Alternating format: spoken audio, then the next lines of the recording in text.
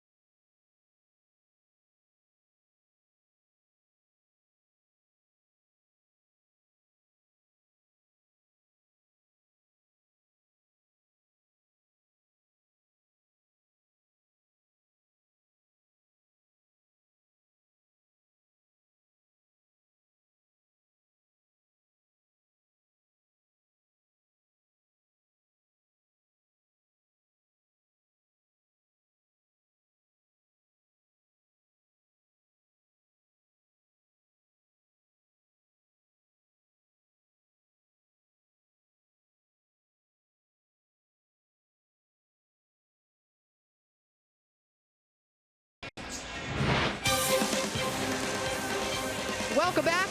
Game one, Astros and Rangers on the way. And you know you are at Minute Maid Park in downtown Houston when you see that statue of Hall of Famer Craig Biggio. It was just recently that Adrian Beltre passed Craig Biggio on the all-time hits list and now sits all alone in 23rd all-time. But Craig Biggio said today in our Shiner Box Spotlight that records are meant to be broken, and he couldn't be happier for Adrian Beltre. Biggio, of course, an icon in the Houston area after playing 20 incredible seasons here, winning 7 All-Stars, a 4-time Gold Glover, 5-time Silver Slugger, and reaching that magical milestone of 3,000 hits. Biggio also told me he was thrilled for Beltre when it was his term. He was watching last year on that memorable afternoon, said there is nothing like having your family there with you for that moment. They are distinctly different kinds of players, but similar in their love of the game, their loyalty to their teammates, the longevity. And Biggio so impressed with the level at which Adrian Beltre continues to play. They shared a special moment during batting practice in which Biggio told me he congratulated Adrian on 3,000 hits, said welcome to the club, and can't wait to hopefully someday welcome him to the most exclusive of all clubs. It's Cole Hamels looking for a bounce back as we get first pitch coming your way next.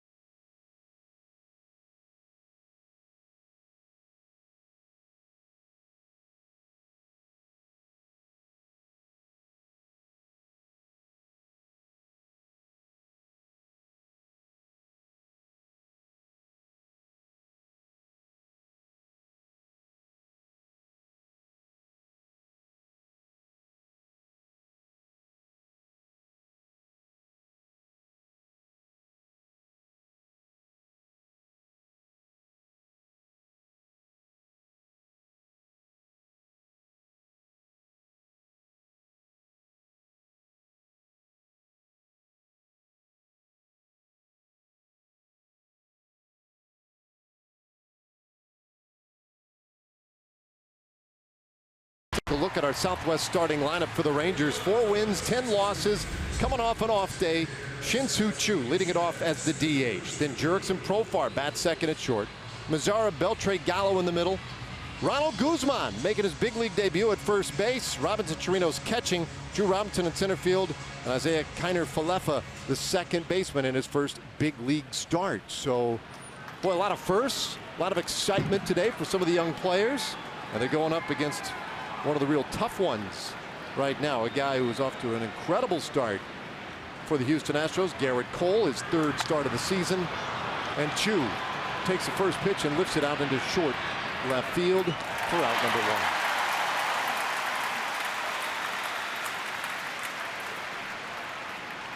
1. Shin-Soo Choo certainly knows that Garrett Cole has been pitching well and racking up a lot of strikeouts. Here is how he has been doing it. Lots of fastballs, 55% of the time, and then has been the slider that has been very good for Garrett Cole. The curveball and the changeup just 5% of the time with that changeup. But how about this? So 55% fastballs, 50% of those have been four-seam fastballs. The other 5% have been two-seam fastballs.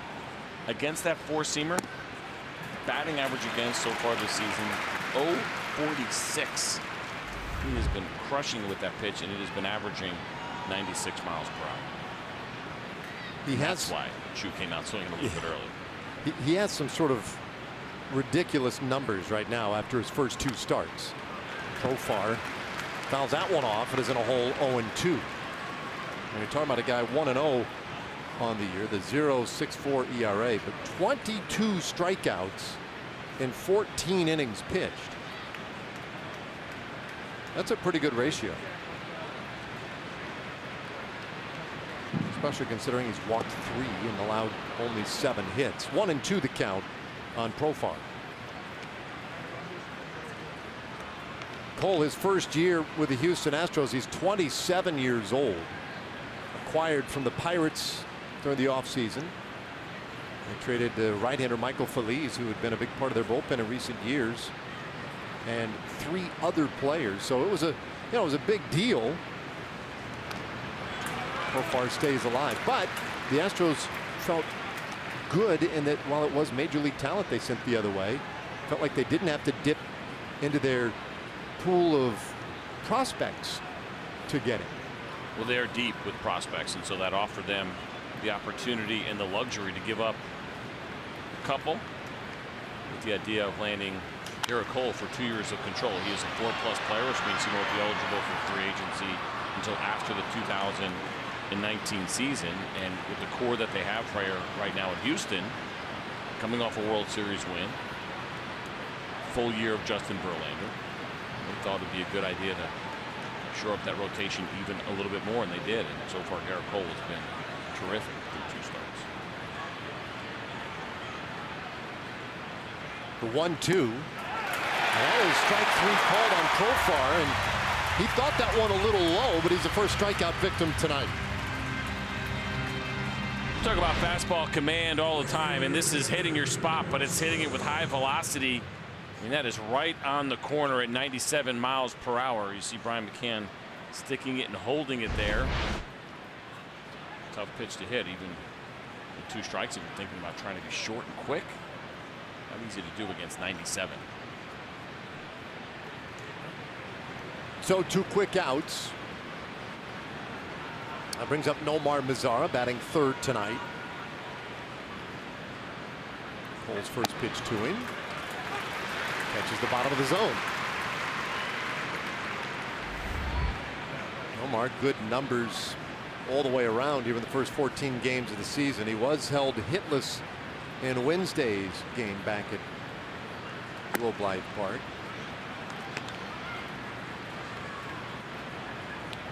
5 hits on the homestand.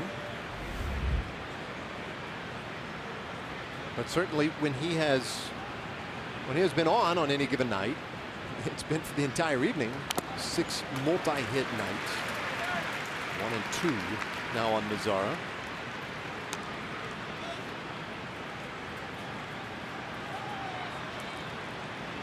Well, you look at this Rangers lineup, and a lot of changes made. We'll get into it. We'll be talking about it not just tonight, but no doubt for the coming weeks. Jeff Bannister is back against the wall a little bit here with some of the injuries this team has sustained. A full third of the opening day lineup on the DL. And there's a swing and a miss. Mazara strikes out Garrett Cole with a 1-2-3 top of the first.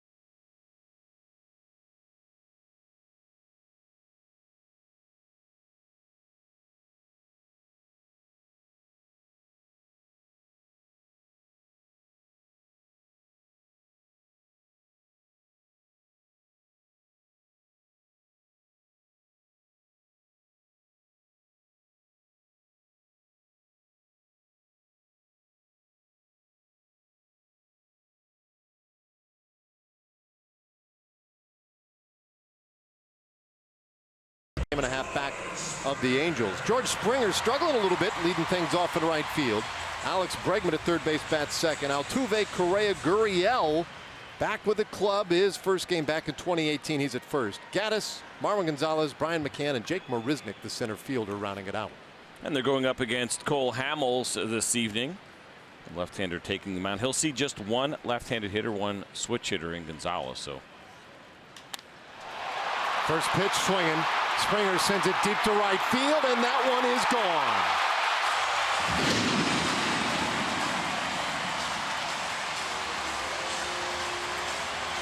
1-0 Astros. It's his second home run of the year. Both have come against the Rangers, and both have led off the game. And both were the first strike that he saw, too. The first strike he saw in 2018 was a fastball from Cole Hamels that he hit out the other way. The first strike he sees in this game is a fastball from Cole Hamels, in which he hits out to right field as well, a 92-mile-an-hour fastball. Alex Bregman now, and he fouls this one straight back. And Hamels, that's another long ball that Hamels has allowed, averaging almost 3 home runs per 9 innings pitched. Only Kendall Graveman has been victimized more often. The high fly out into right field. And Mazzara is right there. Let's take a look at the pitch arsenal for Cole Hamels and what he has done so far this season. Fastball 37% of the time. The cutter usage has really gone up. You see it 28%. That's a 10% increase from a year ago. The changeup at 23% and the curveball at 12. He has yet to allow a hit on that curveball so far this year. And the cutter, that batting average against that pitch is just 148.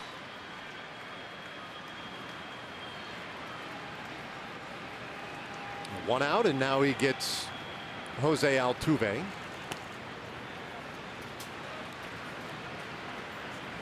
Altuve 1 for 4 in that final game of the series with the Minnesota Twins. And he's ahead here 2-0. And we talked about it in the open, but Altuve has kind of come back down to earth just a little bit. Got off to a good start in that series up in Arlington. You see the numbers against the Rangers. He's tough. Let's see. Lofts this one out into center field. Robinson waiting. And there are 2 down.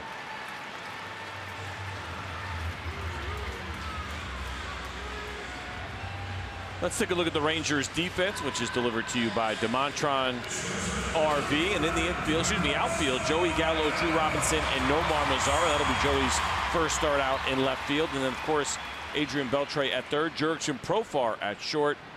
Isaiah Kiner-Falefa get his first big league start at second base, as will Ronald Guzman get his first big league start at first base. And Robinson Chirinos behind the plate tonight, catching Cole Hamels. I think certainly interesting to see a couple of rookies getting those first big league starts in a game. Of course, Kiner-Falefa did get a pinch hit appearance, and so he has stepped into the batter's box already. But for him and Guzman, nice opportunity for them to share this moment together. First big league start. I had a chance to talk to Isaiah today. Congratulated him on the call up and doing well. And he said, "You excited, man? First big league road trip." I said, "Yeah, I'm excited." He goes, "But I'm nervous too." And it's perfectly normal. And I thought this was interesting. We haven't seen this happen to the Rangers, where 2 position players have made their first big league starts in the same game since 1990.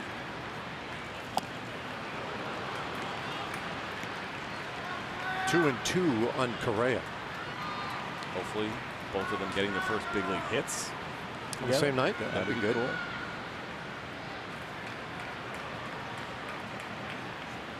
Hamels coming right back to Correa, and that one line foul. Correa 2 for 17 in his career against Cole with 5 strikeouts. So a guy who Hamels has been able to slow down over the years.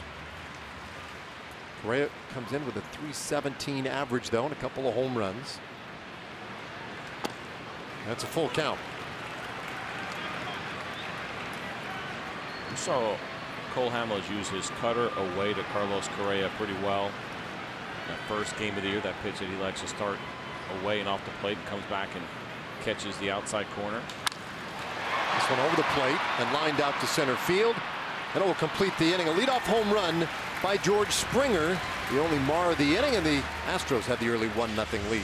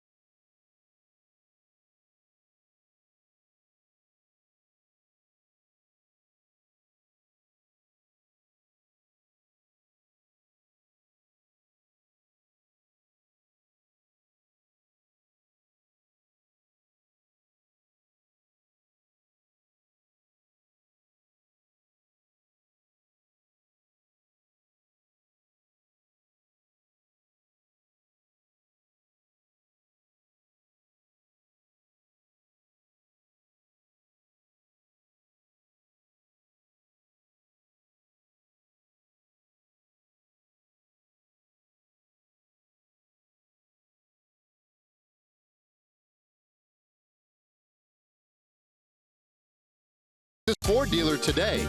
Ford is the best in Texas. And by Southwest Airlines. Low fares, no hidden fees. That's transparency.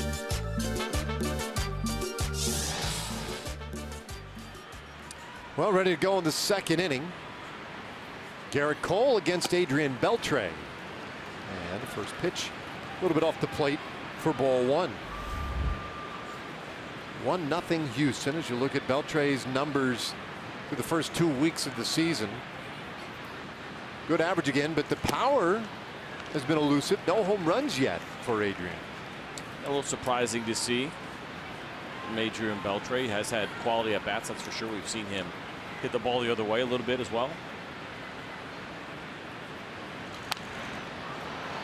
Fouled away. It's 2-1.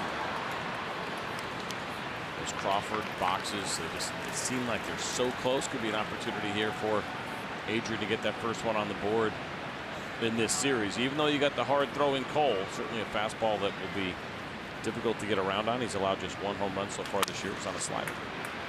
Ground ball shortstop. Correa was positioned perfectly. And that is out number one. All right, our Kubota power stats tonight regarding Garrett Cole. About that, 22 strikeouts in his first 2 games, 11 in each. 6th most by a pitcher with a new team, dating back to 1913. That's a franchise record here. But you're talking about 6th most since 1913. Off to a terrific, very dominant start for Cole. The Astros are probably tickled with what they have seen so far. They knew what they were getting in Garrett Cole, but he's shown them, I think, even a little bit more than they expected. And he's always been a guy that you looked at in Pittsburgh. He was their ace. He was probably right on the fringe as far as looking at league aces. I think that's a little bit of a different category, but certainly seemed like a guy that would have it in him. But he just seems laser focused since he has been over here. Something about that boost and coming to a winning club, and Pittsburgh seemed like, at least, they were headed in the opposite direction. They've certainly surprised some folks so far around baseball. They're actually in first place in the National League Central at 9-3. I mean, look at the shift against Gallo. They only go with 3 outfielders, but pretty dramatic infield shift against Gallo, so they're still certainly playing that card. Gallo trickles it foul, 2-2. Well, it becomes interesting because we have seen Joey Gallo spread his hits around a little bit more. Look what he's done this year. 27% have gone to left, another 27% to center, where last year 86% of his hits went to center field or right. And so he's done a good job so far. Not that he's trying to hit the ball the other way, but he has done that a little bit more this year. Cole's 2-2. There's a swing and a miss. Strike 3. Third strikeout tonight for Garrett Cole.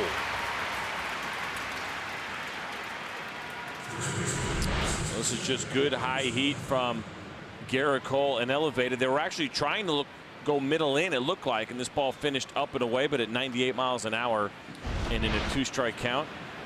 Joey Gallo trying to find a way to protect.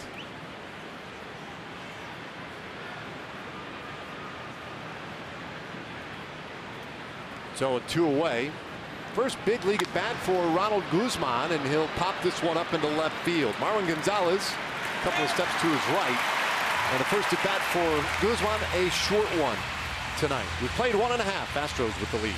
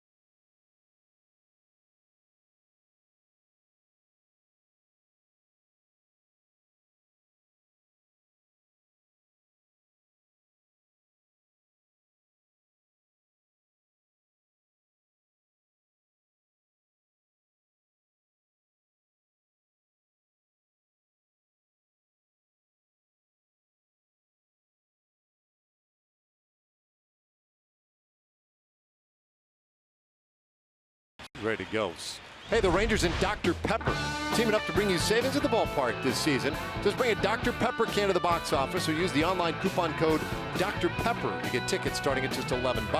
Go to TexasRangers.com/specials. Get your tickets for April 23rd to the 25th. And the Oakland A's are in town. Yuriesky Gurriel on his first pitch back to action in 2018. And he singles into left center for the Astros. Gurriel missed some time, of course, with the broken handmade, and he comes out swinging. First pitch, and a pretty good one from Cole Hamels. Two-seam fastball down or away with a little bit of run to it as well. Gurriel, a good fastball hitter. Certainly has been missed in this Astros lineup. He got quite the reception pre-game when he received his World Series ring. He's on for Evan Gattis, the designated hitter. Now, you know, it's funny you say that he was missed in this lineup. I mean, this is an Astros team off to a 9-4 start, but they're not in first place in the division. The Angels hold that distinction right now. In fact, a 1.5-game lead for the Angels. And this Astros team, very good ball club, and they're playing pretty well despite really what has been an underperforming offense in the last week and change. Well, look what they have done, and this was last year when Gurriel was in the lineup, 84 wins. And what he did in those wins compared to what he was doing in those games when they lost. And I mentioned in postseason, he had 21 hits throughout the entire postseason last year. He had 529 in those 4 games in a division series. And overall, he had 304 with a couple of home runs, 8 RBIs. Yeah, I think despite the fact this team is very good and off to a good start, they did miss him. And it'll be interesting to see what happens offensively for the Astros here in coming days. A.J. Hinch, now 3 years under his belt as a manager here in Houston, has a World Series title. And he's very pleased to be able to put Gurriel back at first base every night in his lineup and somewhere in the middle. 1-2 to Gaddis. Called strike 3. And there's Hamels' first strikeout of the night. Wayne Gaddis knew it too. No hesitation at all as Cole Hamels does a nice job here. Watch his breaking ball down the middle of the plate. They were looking to go a little bit more down and in, but it's the late break on the slider that makes it work. And you see Gaddis just getting a little bit jumpy out front, and he knew right away that was strike 3.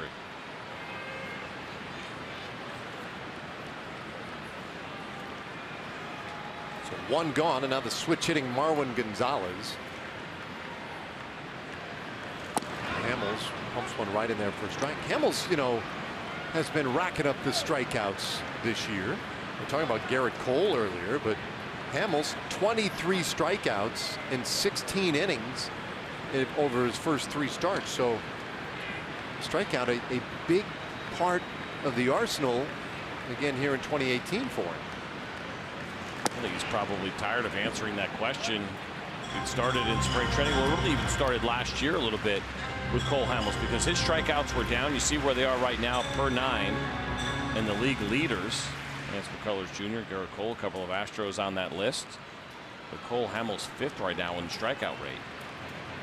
It's a little more like the old Cole Hamels, who used to rack up the strikeouts. Runner going, ground ball short stack, Profar. They'll throw it on over to first base.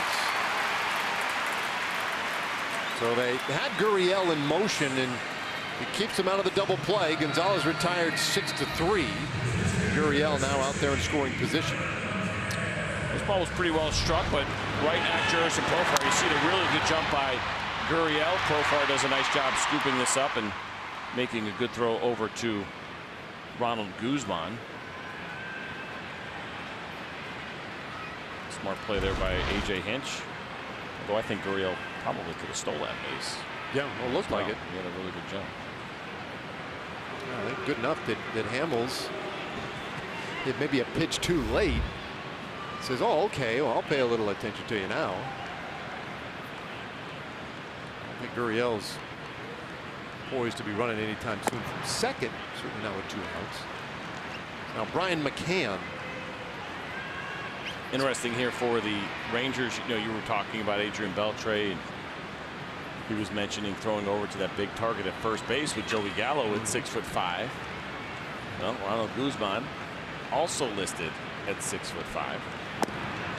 So not a lot going to change in that regard. A little bit more of an athletic first baseman. It's his natural position. Of course, Joey Gallo has learned first base recently, and Joey even mentioned that directly and felt like the lineup was better balanced with Guzman in there. He said he's a little bit more of a spray hitter. He's going to put the ball in play. He's a really good first baseman. I mean, this is the Rangers starting first baseman saying this about the guy who, not that he pushed him into left field, just a matter of need right now for the Rangers trying to make the most out of their personnel. But I thought it was interesting to listen to Joey talk about Guzman, how he fit this club and what he thought of him, and he seems excited to have him.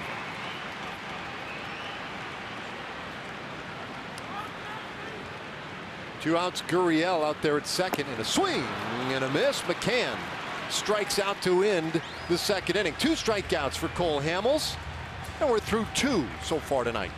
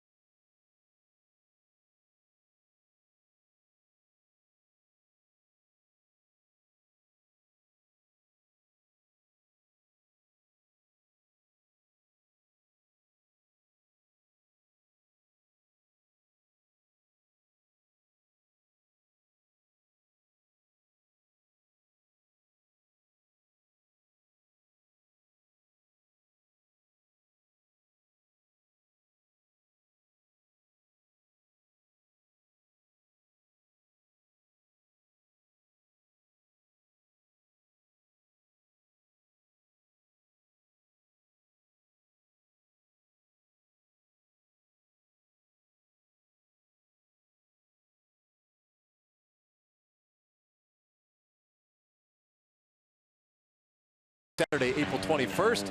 It's a 7:05 game. The Rangers and Mariners, and the first 15,000 fans, 14 and older, are going to get a Rangers pullover, courtesy of Globe Life. Don't want to miss out on this fashionable giveaway item, and your tickets are available at TexasRangers.com by calling 972-RANGERS. Well, bottom of the order in this third inning. And Garrett Cole going after Robinson Chirinos. It'll be Chirinos, then Drew Robinson, and then Isaiah Kiner-Falefa. Rangers looking for their first base runner of the night.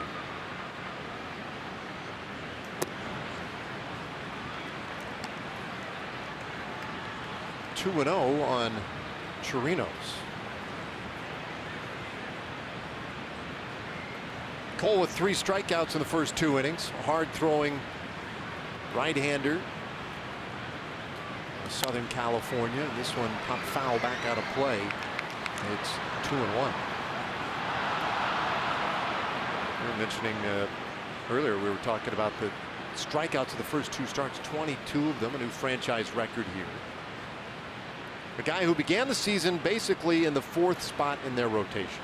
Even though he was an opening day starter last year for the Pirates, all-star in the National League. He finished 4th in MVP voting several years ago in the National League, or rather a Cy Young Award voting in the National League. And when he came here, he's in the 4th spot in the rotation. Give you just a little sense for what they're working with in that rotation.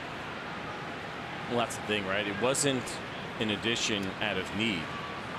It was an addition out of, can we make this good rotation even stronger? Colin McHugh was good starters in the bullpen now because of how deep this starting rotation is with the Houston Astros. And Garrett Cole, of course, you mentioned those first 2 starts. They were good ones, 7+ innings, 1 earned run or less.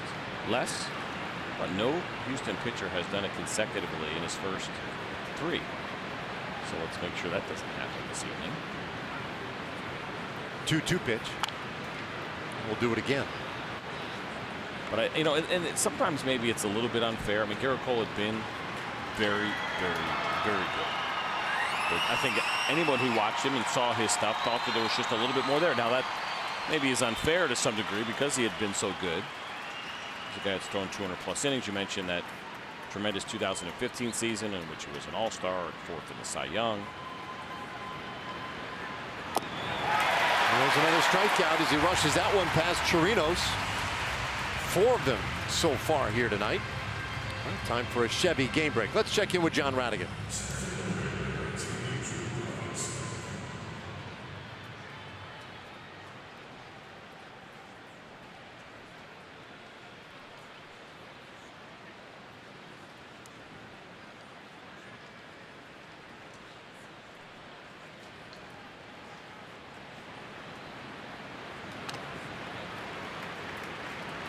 All right, thanks, John. John sounded like he was calling the ponies there a little bit. Hey, is that the most exciting play in baseball, the inside the park home run? I'd say so. Builds up the most momentum. I got to call a fake one last year. That was pretty exciting for me when you were on your vacation. Maybe a fake one. Elvis Andrus hit a ball down the right field line that was clearly foul, and it was called fair. And so I believe it was it Melky Cabrera playing right field? Might have been. Stopped chasing the ball. And Elvis just kept running, and the ball was called fair. So I had to call it as it was a inside the park run, which was very exciting for me with my limited play-by-play experience. Did you nail it? I don't know about all that. But then they put it to review, and it came back. So that's why it was fake inside the park run. I mean, I think even Elvis knew. It was so foul. Like, it wasn't kind of close. It was way foul. 5th strikeout now for Garrett Cole as he carves up Drew Robinson 2 away. So we're talking about Garrett Cole a little bit and how he's been very good, but kind of what I think a lot of people thought might have been an extra gear that he had. That's the first strikeout on a breaking ball tonight from Garrett Cole. And his strikeout rate has always been respectable. It's been slightly above league average, 8.7. A couple of years, 7.6. 9.0 back in 2014. Well, this year it's gone to a completely different level. He comes in tonight. It's only 2 starts, but it's 14 strikeouts per night. That is a huge improvement over his career. Ground ball, shortstop. Backhand stop Correa. The one hopper won't get there in time, and it's an infield hit for Isaiah Kiner-Falefa. First hit in his big league career, and everybody wants the ball. Get that into the dugout. I mean, that is perfect right there, right? For Isaiah, we're talking about how great Garrett Cole has been, all the strikeouts he is racking up, and Isaiah wants no part of it. He's going to go ahead and get his first big league hit against Garrett Cole. Congratulations. Big moment and a story that will last forever. And you can exaggerate a little bit. Yeah, into left field, you know. Hard line drive into left field. Short left field there, I guess, if you want to Yeah, oh yeah. get technical about it, why not? You could start around age 45, 50. So you're allowed to exaggerate exactly what happened. That is the downside to this generation. Yeah, all the coverage now. Yeah. It's tough to lie, makes it a little bit harder, but nevertheless, first big league hit. Nice moment for him. Now big shift on the infield for Chu. And he'll foul it the other way to make it 1-1. Chu flied out to left field in the first inning. He's 0 for 1.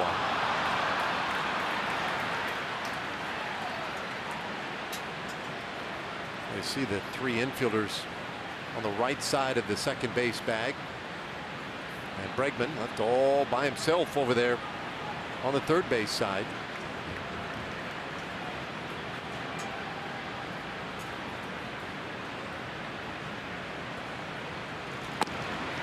Two and one.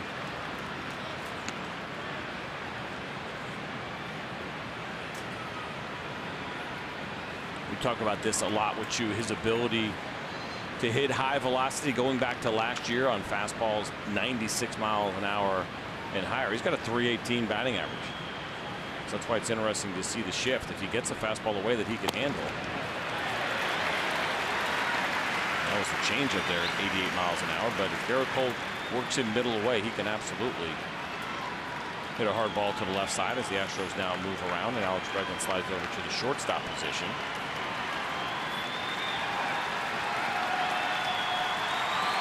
Cole with 5 strikeouts so far tonight, and some of the fans here in Houston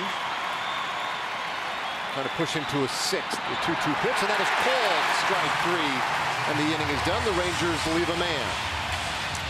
3 strikeouts, but a big moment for this man right here.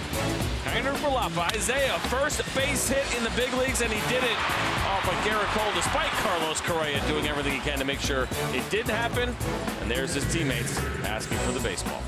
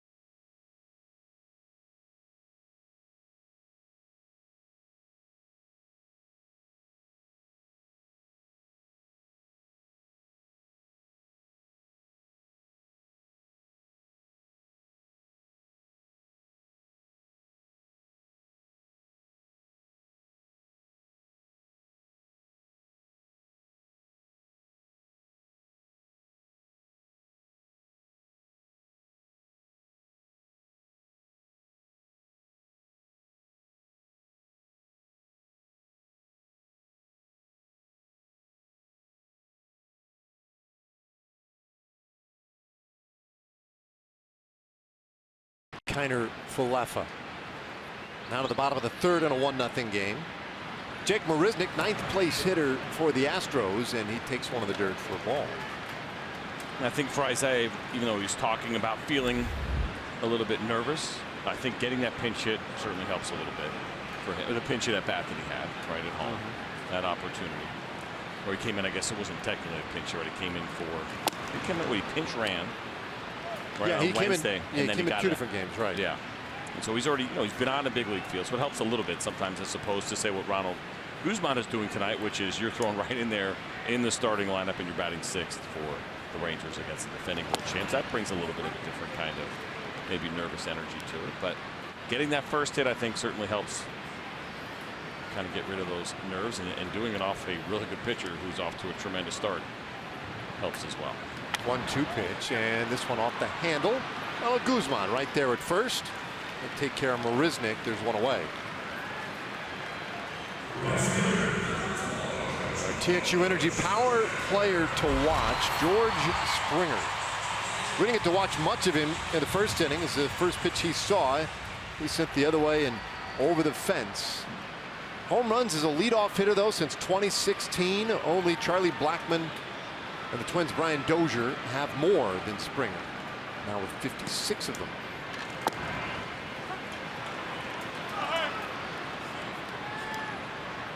So this is very interesting for Cole Hamels so far this season. First time through the order has been a little bit of an issue, that 360 batting average and the OPS up over 1,200, but he has gotten better as he's gone along in the game, which is pretty opposite of most trends that you see among starting pitchers. And I mean, really impressive to see just the 133 batting average against third-time hitters.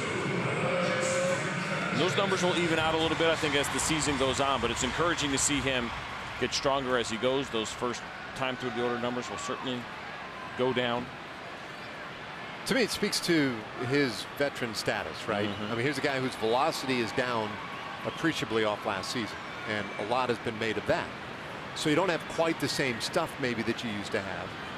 And yet, as the game wears on, because of your experience, your ability to adapt read-backs, he's been able to get outs anyway.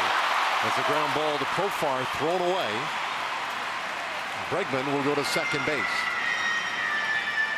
See Profar showing you how he got under the ball just a little bit there. I hate to see that at shortstop. Yeah, interesting here. Watch the ground ball, pretty well hit, but Jurickson Profar has a decision here. He can set his feet and make the throw, or he can try to make this play on the run. And Alex Bregman's a pretty good runner. He decided to go ahead and make this a running play, and you see how badly he missed his target, Ronald Guzman, and then you saw the reaction where he did get on the side of that ball as opposed to maybe getting on top. It's kind of one of those in-between plays for a middle infielder, and asking yourself, set my feet and throw here, or I make this throw on the run, and he decided to throw it on the run, and unfortunately just got away from it. When you get on the side the way that he was showing, ball's going to run like a really good two-seam fastball almost to some degree. You almost have to change where you're going to start that ball because it's going to take off on you a little bit. It's like a sidearm pitcher, essentially, right? No sidearm pitcher throws a straight fastball.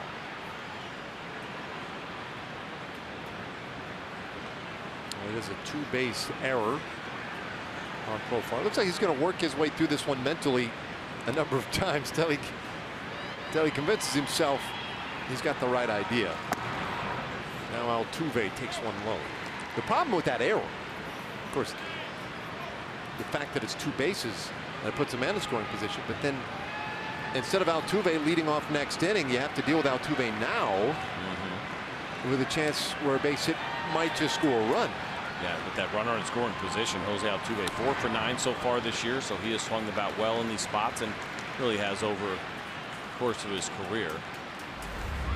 The other part of it is how many extra pitches for Cole Hamels, because it looked like it was going to be a really quick and efficient inning, and when you're that fielder, you know that, and you're just fingers crossed that your pitcher gets the next batter out and does it pretty quickly.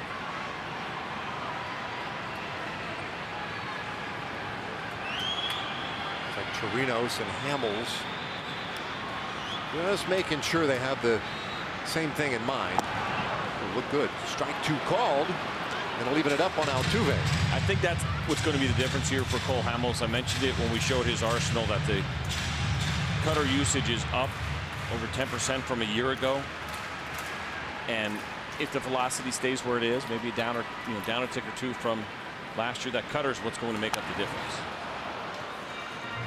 think Jose Altuve's reaction to that previous pitch gives you an idea of what it looks like to a hitter and how tight the rotation is on that pitch.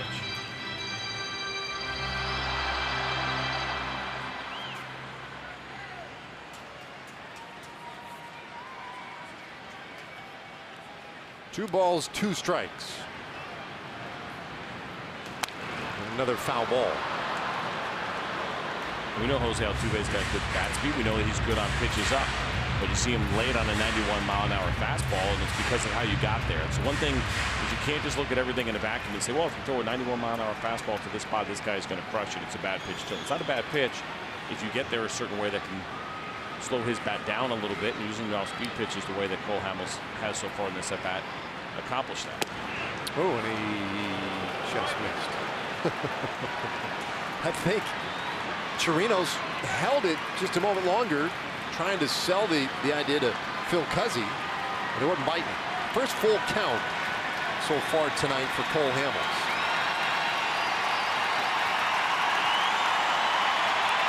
Well, this could be a very big pitch right here. Payoff on the way. Runner goes. That one is inside. Bregman will have third base.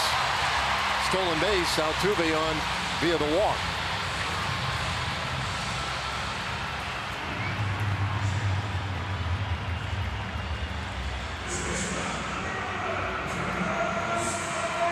Carlos Correa.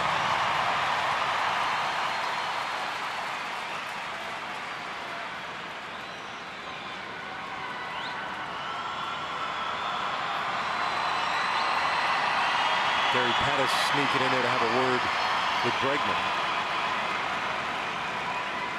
It was interesting to see him running there.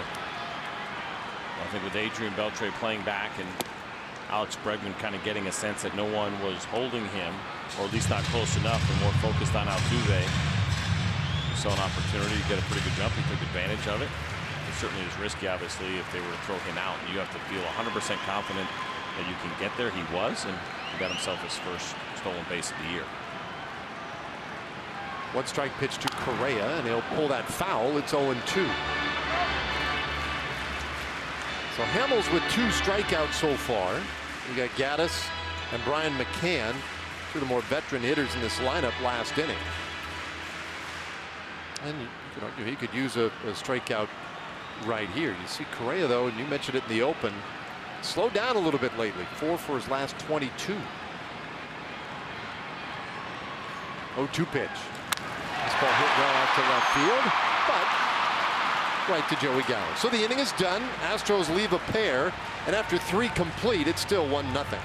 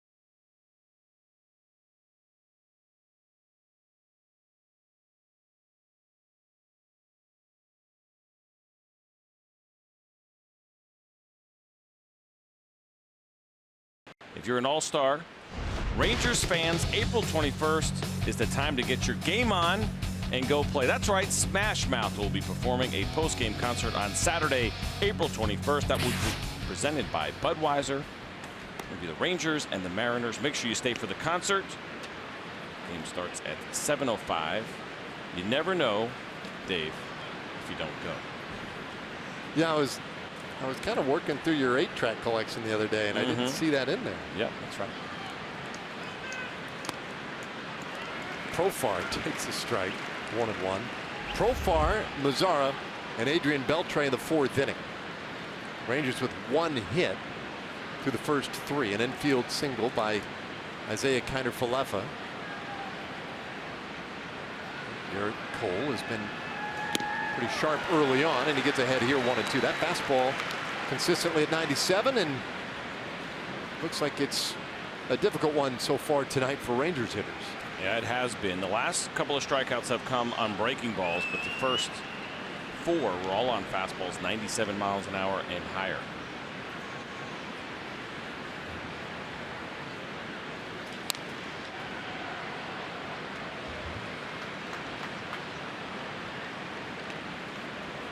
Here's the range so far from Garrett Cole in regards to pitch speed.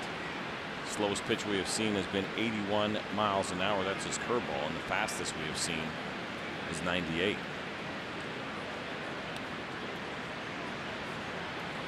Profar wanted an extra moment there.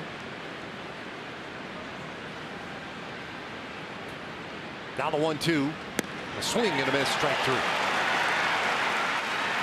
7 strikeouts now for Garrett Cole. Well, imagine having to gear up for 98 miles an hour. What do you get? You get the breaking ball down below the zone with very tight rotation at 84 miles an hour. 14-mile-an-hour difference for Jurickson and Profar. Garrett Cole right now is playing the power game, and he's playing it well.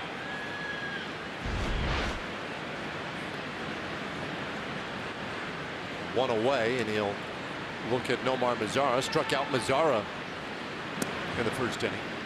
And misses here with ball 1.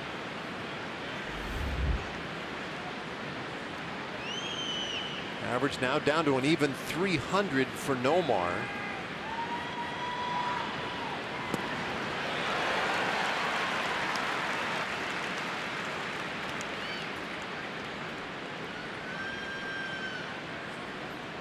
He's 5 hits in his last 6 games, so that has dropped him a little bit.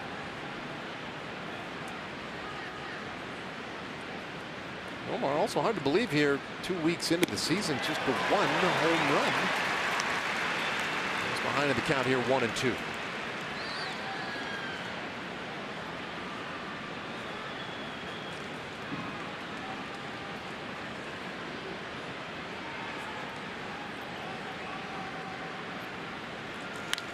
This one popped up back behind the plate. Back there, and he makes the catch right next to that camera well. That's a pretty nifty little play for the second out of the inning. And Brian McCann used every inch of the field right here as this ball was fouled straight up in the air by Nomar Mazara, and coming off that lefty bat, looked like it was going to have a chance to get in the stands, but it did not, and leaning up against the wall. Brian McCann does a nice job of pulling that ball in. Tough play as a catcher, especially as you're running over there and that ball's got that backward spin and coming back at you. Those guys make it look a lot easier than it is. Now Beltre in a high bounder to shortstop. Correa throws across the diamond, and it's a 1-2-3 top of the 4th inning for Garrett Cole. We've played 3.5. Astros lead 1-0.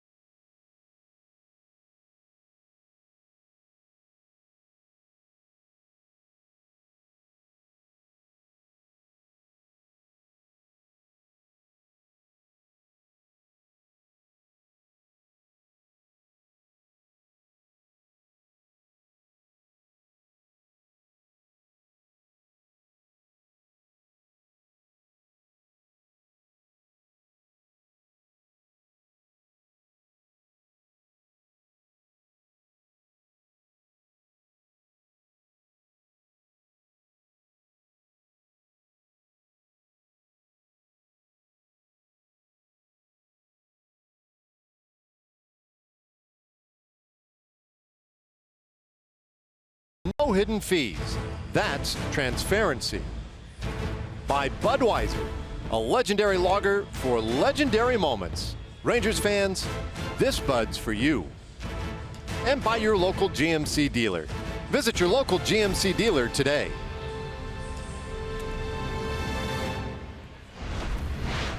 All right, a 1-0 game as we go to the last of the 4th inning.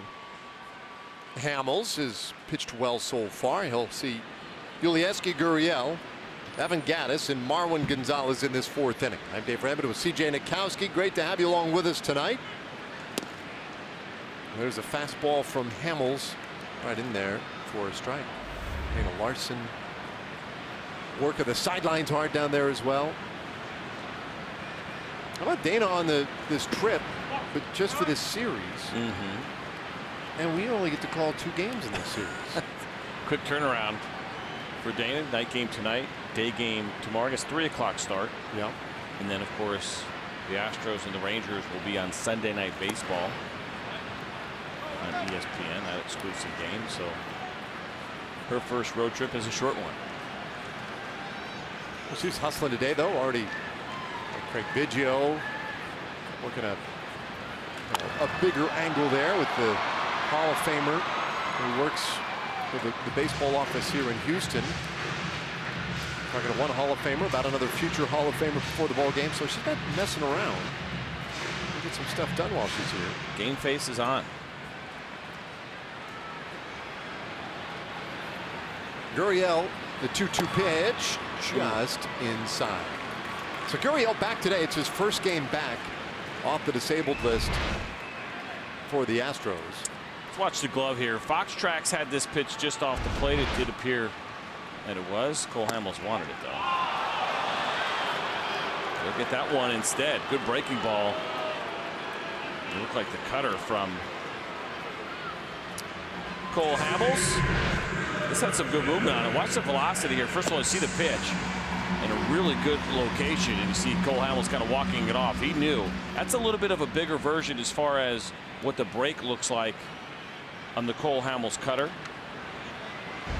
What was interesting about that was that it was even harder.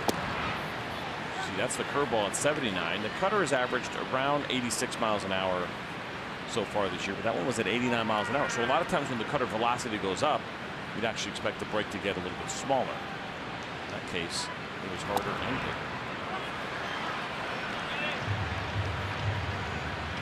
bigger. 0-2 the count to Gattis. Cole's managed to get the first pitch strike into 11 of the 15 batters he has faced.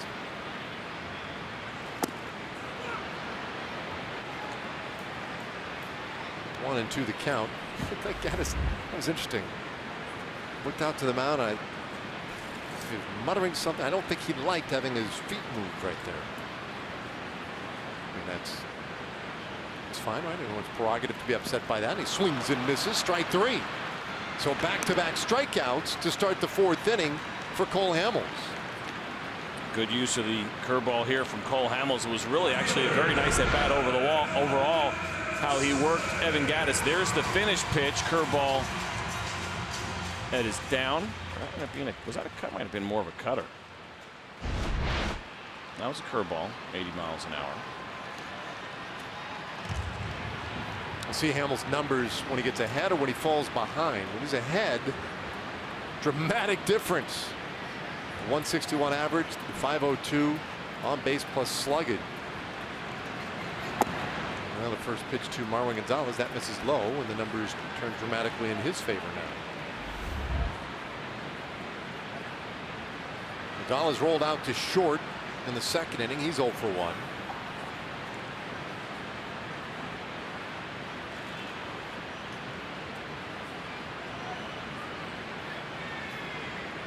All the great tools that we have when we're calling games. Inside edge, using the MLB at bat app, we talk about that a lot. I watched that pitch. I just trusted myself and said, that's a curveball. Yeah. Then I watched my MLB at bat app come up, and it must have just been a glitch. It was a little bit jacked up on that whole situation there. It said cutter at 89. I'm like, that pitch wasn't 89. It was registered at 80. I saw it. That got me second guessing myself. And you just can't do that. can't do it when you're on the field. You can't do it when you have this headset on your head. You just got to go with your instincts.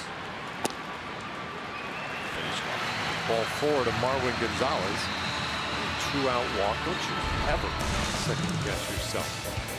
Our progressive upcoming schedule. 2 more games in this series. Tomorrow afternoon, it's a 3:05 first pitch. A night game on Sunday, so some oddities there. And then it's off to see the Tampa Bay Rays early next week before yet another off day.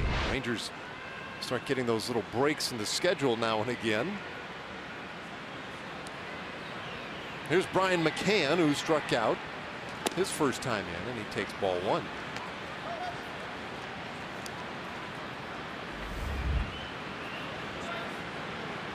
One nothing ball game. All the offense tonight on the very first pitch in the bottom of the first inning. And that was the home run by George Springer, his second home run of the year. Both have come off Cole Hamels, both to lead off the game.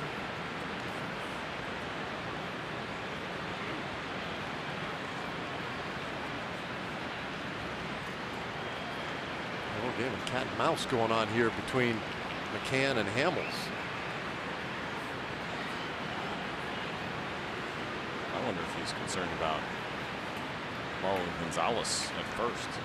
What, trying to steal? Yes, Gonzalez. Stole. Oh. See if Robinson was going to say anything to Cole Hamels there. If he said anything, it was going to be, would count it as a visit. So I think, or would it not have? If they would have spoken, yeah. But he was chasing a ball that was in front of him. Oh no, no, probably not. You'd probably get the benefit of the doubt. Gonzalez not a fast guy, so But it was interesting because Cole really looked like he put a good, hard, what we would call a move. That throw over to first base. Sometimes you'll throw over as a lefty, you lift up your leg, and you give your B or your C move with the idea that maybe you catch the runner if he's going on first move, which is a tactic that a lot of base runners will look. Watch this first one. He really pushed it. Remember, you have 45 degrees. Watch how far that front foot goes. That is really close. He might have. I got him at maybe 51 degrees there, but luckily, no protractors allowed. But that, that was pretty close to his A move, where he was really trying to get Marwin Gonzalez to maybe lean and be able to pick him off. Just looking back at recent years, 8 steals last year, 12 steals though in 2016 for Gonzalez. Never though really considered an elite base runner or base stealer. He's thinking about it, and it could be, obviously, listen, 3rd out would be fantastic. You get Brian McCann to lead inning off the lefty. But maybe he just feels like he's got good opportunities. Gonzalez kind of nods over. 2-2. Little blue back and short, drops in. That's a base hit. And Gonzalez, maybe because he was being held a little closer to the base, has to stop at second.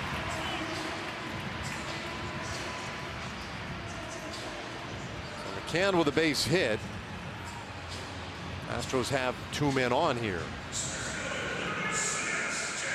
Well, this looked like a pretty good pitch here from Cole Hamels. I mean, you see that swing from Brian McCann. Just kind of throws the bat out there a little bit and hits that soft liner to left center. 87-mile-an-hour cutter.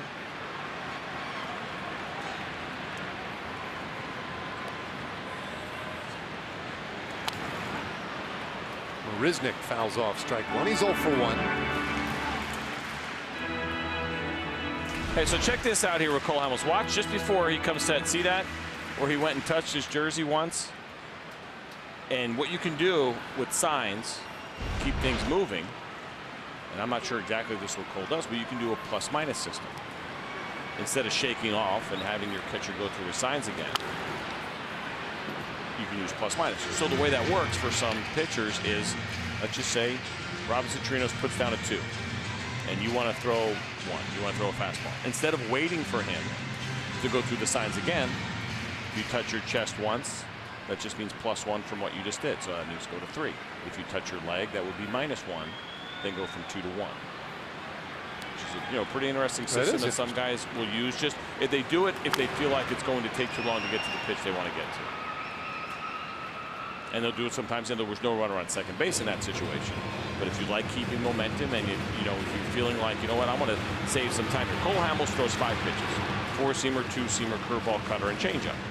So after Robinson Chirinos puts down a sign, there's still 4 other options of what he could go to. And instead of waiting and worrying, I'm just going to get you there right away and let you know what I want. That's what the plus-minus system does. I haven't seen that in a while, but it looked like Cole might have been using that in that spot. Which Rob Manfred loves that idea. Let's keep it moving. Count stays 0-2. So how often does a guy go to something like that? I haven't seen it in a while. I remember using it years ago, and it's funny. I hadn't even really thought about it in a while until I just saw him do that right there. I was like, oh yeah, that's another way you can kind of keep things moving a little bit. Now, people can pick up on that relatively quickly as well, but there was no runner on second, so you're not too worried about it. And the other advantage to it is if there is a runner on second and he's maybe trying to pick up your signs or whatever, he's not going to see you do that. Because remember, after that, Robinson does not put down another sign. If you put down a 2 and Cole Hamels gives him the +1, that's it. He doesn't put the 3 down. He just means I'm throwing a 3, which most likely would be the cutter. 1-2. Marisnick stays alive again. It's amazing how much you can forget in this game. I kind of forgot all about that, to be honest with you, until I saw him just do it. Well, I mean, there's so much going on between the pitcher and the catcher. Yeah. And we've done this before, where you've taken us through some of the signs, especially when you have multiple signs. We've got a runner out there at second base, and you've explained it to me more than one occasion. And I watched this right here, and I still, for the life of me, 1-2, 1-2. yeah, I get nothing. If it's sign after 2, he's throwing a fastball away here. I don't know what signs he's using. Swing and a miss. Chirinos got it cleanly, and that is a strikeout. And there was some confusion because it was foul tipped. And now Phil Cuzzy's saying, hang on, I'm going to ask for help. Yeah, and I think Marisnick knew that as well. And I don't know how Robinson caught that ball, because I thought it also hit the ground. Now, Jeff Bannister will come out and talk about it a little bit. Let's watch this foul tip. And does the ball hit the ground? It certainly did, and it bounced right in Robinson's glove. And he is an excellent salesman, because he got Phil Cuzzy to buy into it, and Marisnick is like, what? That ball hit the ground. Now, Vanny, of course, is going to give them a little bit of a hard time, because he would like his pitcher to get that strikeout. And he's saying, why does the second base umpire get to come in and make that call? But that they got it right. Well, no, because initially they called it an out. They called it caught, and then Cuzzy. There you go. There's the bounce, but it's clearly Tremendous catch. But nice job by Robinson Chirinos. Zero hesitation. Turn around right away and show it to the umpire. Now, the unfortunate part of today's game, you have 4 umpires, you have a ton of cameras, and that's just one of those plays that you're not going to get away with. But A for effort. so. That means more pitches in the inning. Hamels already over 25 in this inning. This will be the 8th pitch of this at bat with Marisnick, the 9th place hitter, really giving Hamels a pretty good battle here. Hamels trying to strike out the side though. The 1-2. See that reaction to Phil Cuzzy? Look, just a. Let's see if you watch this flinch here. This one just missed on the inside corner, and it came up. Thought about it. Gonzalez second, McCann at first. Swing and a miss. Strike 3, and this one won't be reviewed. Hamels strikes out the side. He has 5 punch-outs so far through 4. Well, they made him work a little bit. Marisnick certainly did, but when it's all said and done, Cole Hamels strikes out the side.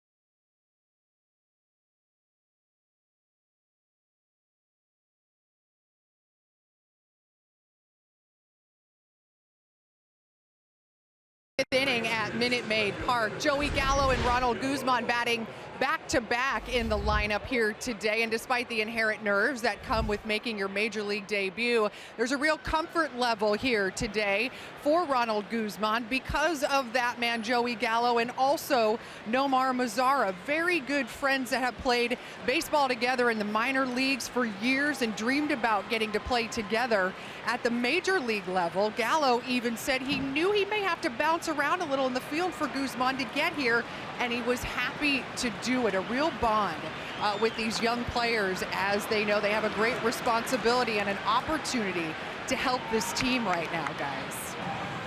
Yeah, thanks, Dana. And it is cool, right?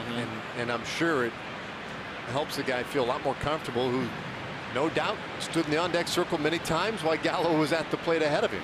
That's exciting when you make a relationship and there's a strong bond, and those happen a lot in the minor leagues. People will talk about that all the time. You're in the same boat and nobody wants to be there, right? You're working to move ahead, whatever level you are currently at.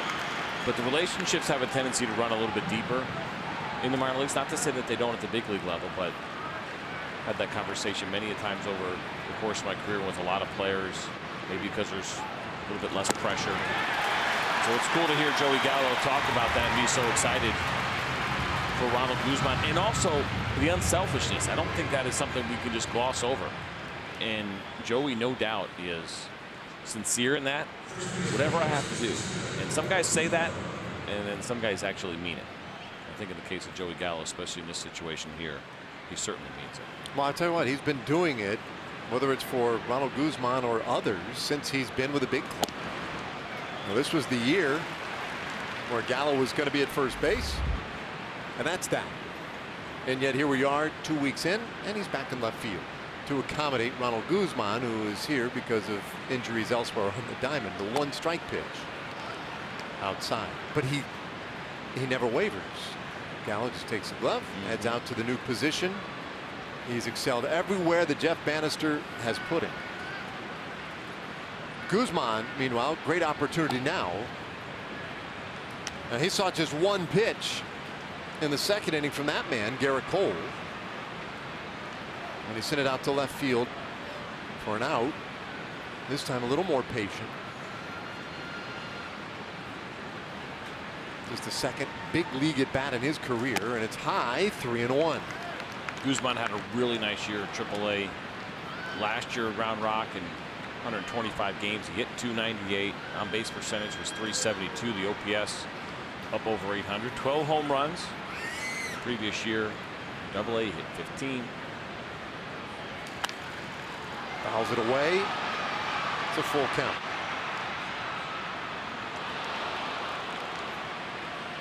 Former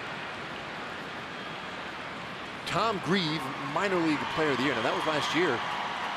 He was prospect of the year several years ago. Had a great year in Frisco in 16 when he hit 15 home runs. 3-2. And he fouls it back again.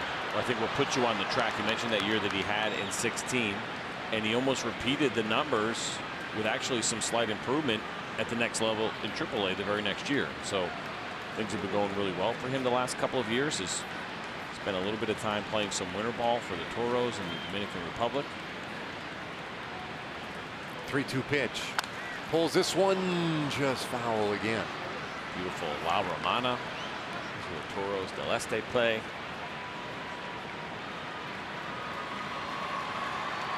See numbers last year at Round Rock.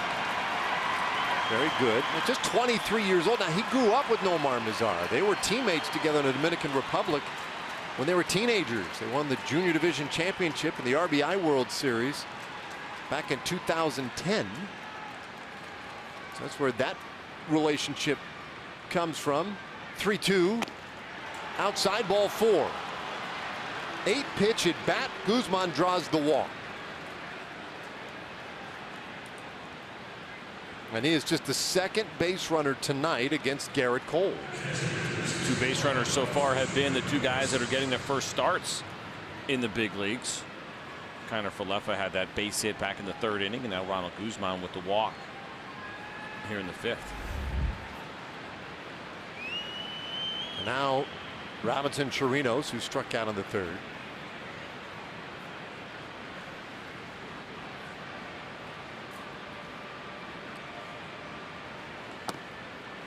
Cole hasn't had to pitch from the stretch very much tonight at all. The only other time earlier was against Shin-Soo Choo in the 3rd inning, got him looking.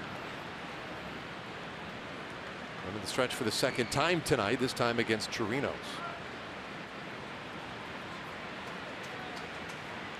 Whoa.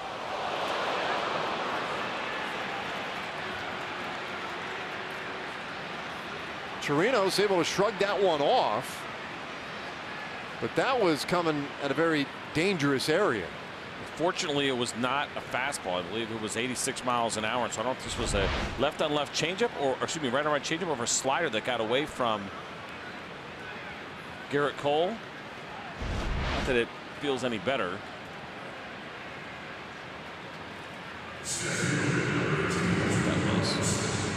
Yep, he's on now.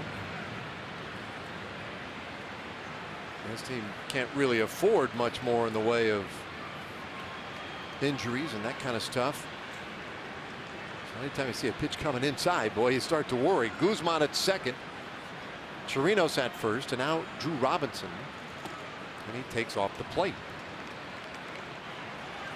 Robinson struck out in the 3rd. If you're just joining us, and maybe just took the day off yesterday with the team, you may not have heard the news about Elvis Andrus, who with 2 out in the 9th inning in Wednesday's game was hit on the elbow, fractured his elbow, and is going to be out 6 to 8 weeks. Joining Rougned Odor on the disabled list with a hamstring strain, and Delano DeShields, who had surgery to remove a hamate bone from his left hand. That's to say nothing of starter Doug Fister, who's on the disabled list with his injured hip. 1-1.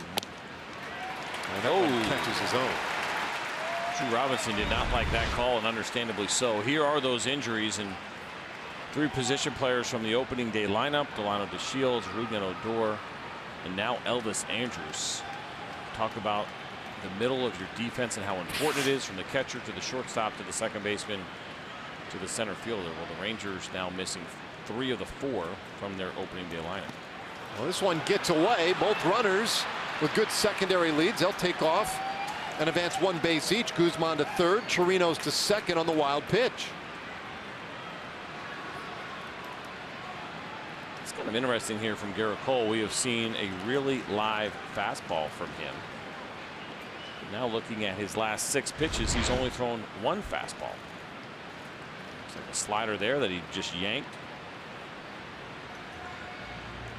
Pulled it in the dirt. I mentioned the good reads by both of those guys, that easily advancing to 2nd and 3rd. You say the last 6 pitches, 1 fastball. Did those all come after the walk to Guzman? Yeah, he walked Guzman on a fastball. Yep. Slider changeup to Chirinos. Curveball changeup, fastball, curveball to Drew Robinson. 2-2. Ooh, strike 3 called. Wow, fastball there at 98 miles per hour, and that just stunned Drew Robinson. 2 away. That was a pretty good pitch. The second strike that was called in this at bat, I thought was a ball. It looked like it ran off the plate. So a tough break for Drew Robinson. But this one, without a doubt, did catch the upper inside corner against Drew Robinson.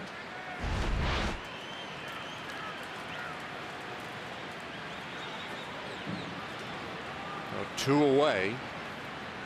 And Isaiah Kiner-Falefa, who has the only Rangers hit. An infield hit in the 3rd inning. Started, couldn't stop. I'll go back and show you this called strike 2 to Drew Robinson. Look at this ball. Look where it finishes, outside. Fox Tracks had it off the plate. Drew Robinson, quick look back to Phil Cuzzy. And based on what we've seen and how the strike zone has been called, it hasn't been wide at all. It's a tough break. 0-2 on Kiner-Falefa. When you're facing a pitcher like this, I mean any pitcher for that matter, but especially a guy who's racking up strikeouts and throwing as well as Garrett Cole is this year, you really can't afford to give away any pitches like that. And it's very frustrating for a hitter when you feel like the pitcher's been given a strike. They play Kiner-Falefa straight up on the infield. Cole with 9 strikeouts to the moment.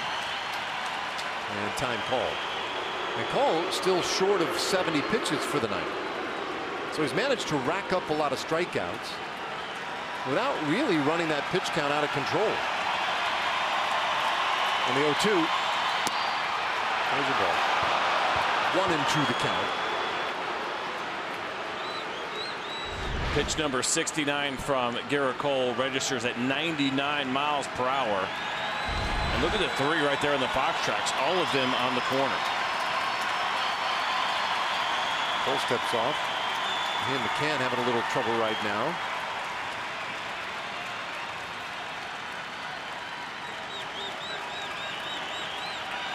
One-two. It was interesting. I think that would have been a situation in which you would have seen Brian McCann run out to the mound real quick, because it looked like more about what set of signs they were going to use.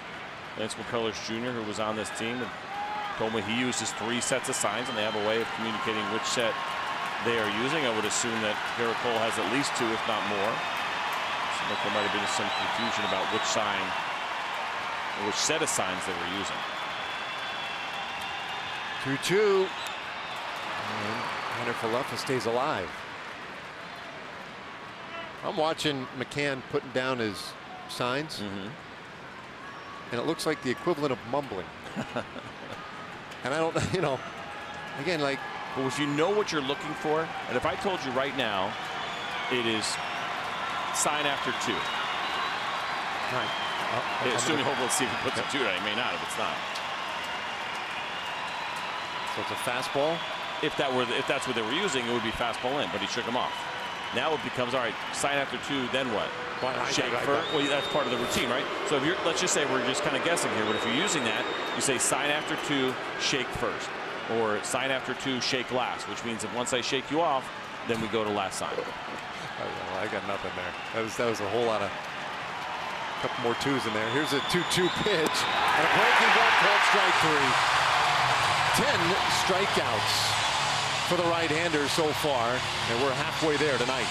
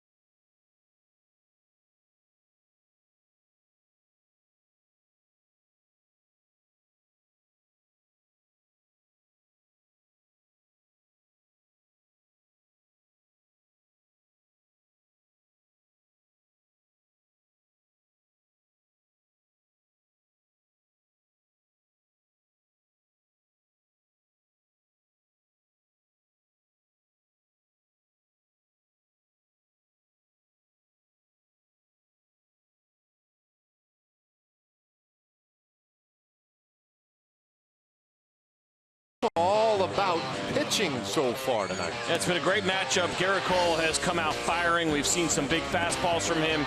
He's used the breaking stuff very well, but Cole Hamels has done an excellent job himself. After that leadoff homer, he has been very good. 5 strikeouts of his own so far here through 4 innings, and it's been just the 1 run allowed.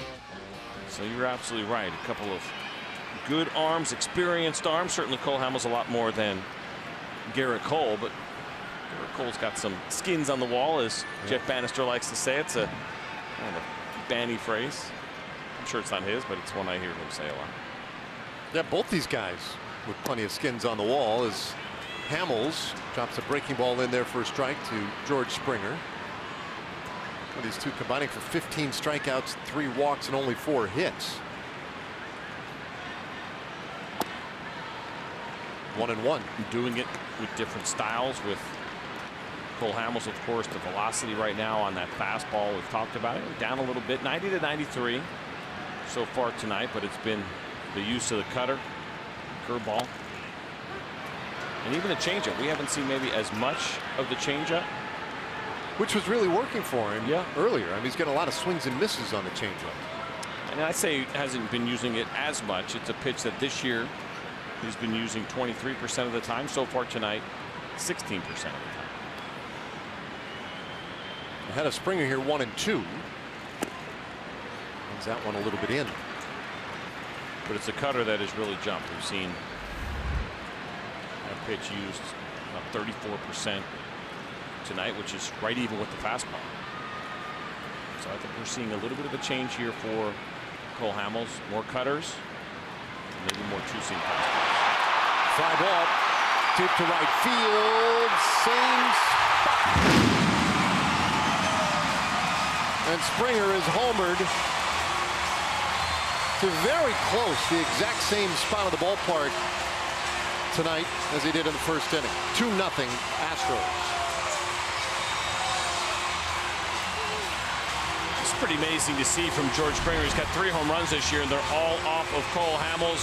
And we were just talking about the changeup, and that was a changeup right there, just a little bit more elevated than Cole Hamels wanted it in that 2-2 count. Springer able to drive that ball out to right field. 3 home runs off of Cole Hamels, all of them to right field, 2 on a fastball, 1 on a changeup so far this year for George Springer.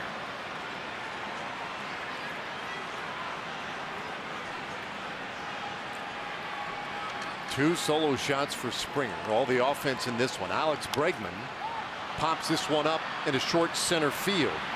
Kind of Falefa going out from second base. And there's one away.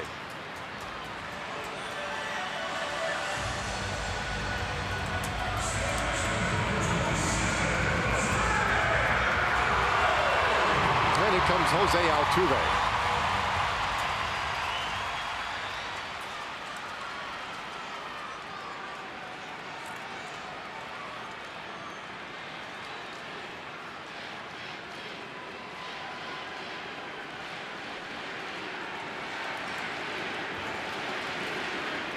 And here are the fans here in Houston chanting for Altuve, who last year indeed did win the MVP.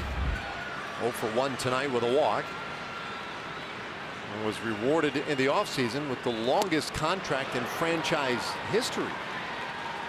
The Astros lock him up for the year 2024. 7-year deal.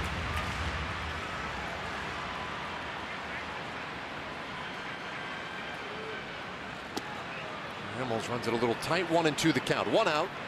Nobody on base here in the 5th inning. It's a 2-0 score.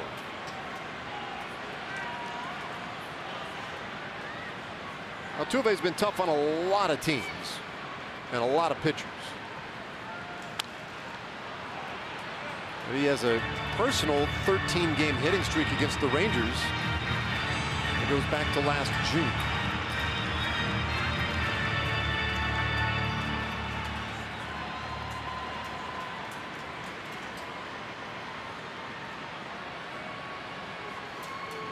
One-two from Hamels. A swing and a miss. Strike 3. Altuve strikes out. 2 away in the 5th. Well, we know that Jose Altuve is good on pitches up in the zone, and Cole Hamels meant to throw, I believe that was a cutter from Cole Hamels, meant to throw it away and down, but it was elevated anyway, but enough out of the strike zone. And Jose Altuve went chasing it. It was a cutter that didn't quite have the cut that Cole Hamels wanted on it. But he'll take it.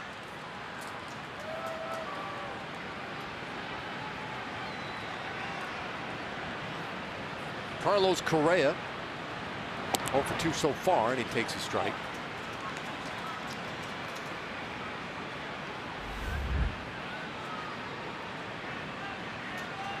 Average number 86 coming up here for Cole Hamels in each of his 3 starts. He'd been in the 90s with regard to pitch count, 94, 94, and then in his last one, 98. This one seems a little less stressful. Yeah. For the most part, even though the strikeouts are starting to rack up a little bit again. There's 1-1. Of course, for Hamels, his 4th start of the year. 1 win, 2 losses. The ERA over 5.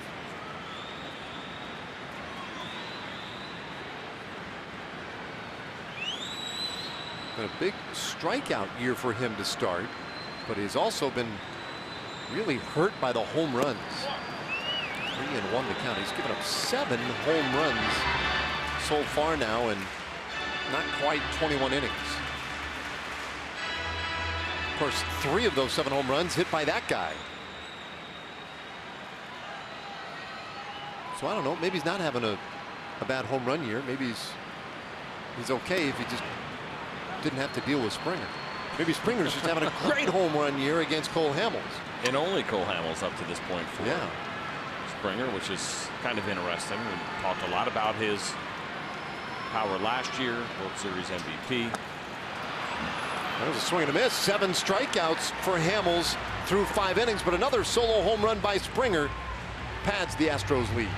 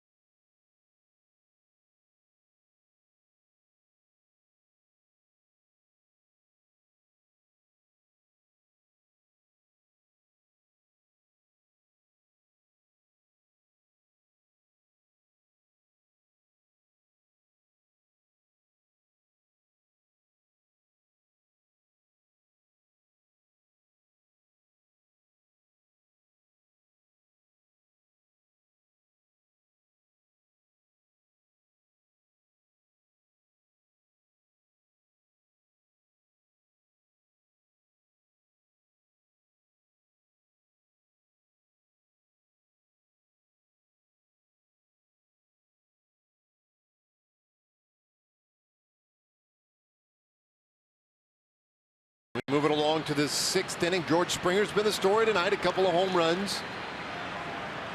He has given the Astros the 2-0 lead. At least he's half the story. The other half of the story, the pitching of Garrett Cole. 10 strikeouts through 5 innings. And this his 3rd start in an Astros uniform.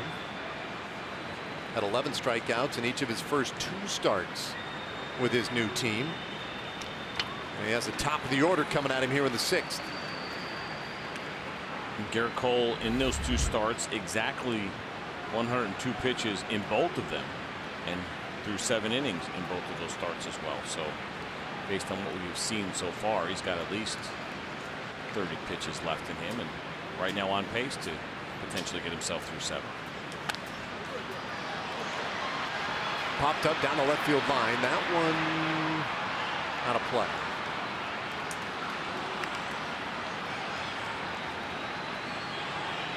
Alex Bregman giving it a good effort. Chu was flied out and struck out. And waits while the Astros get back into their defensive alignment.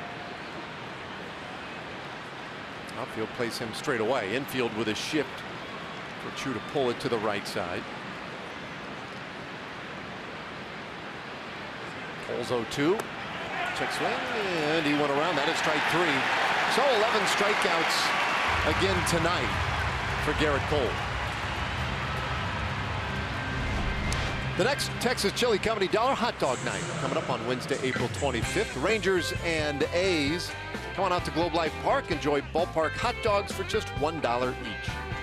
Go to TexasRangers.com to get your tickets or call 972-RANGERS.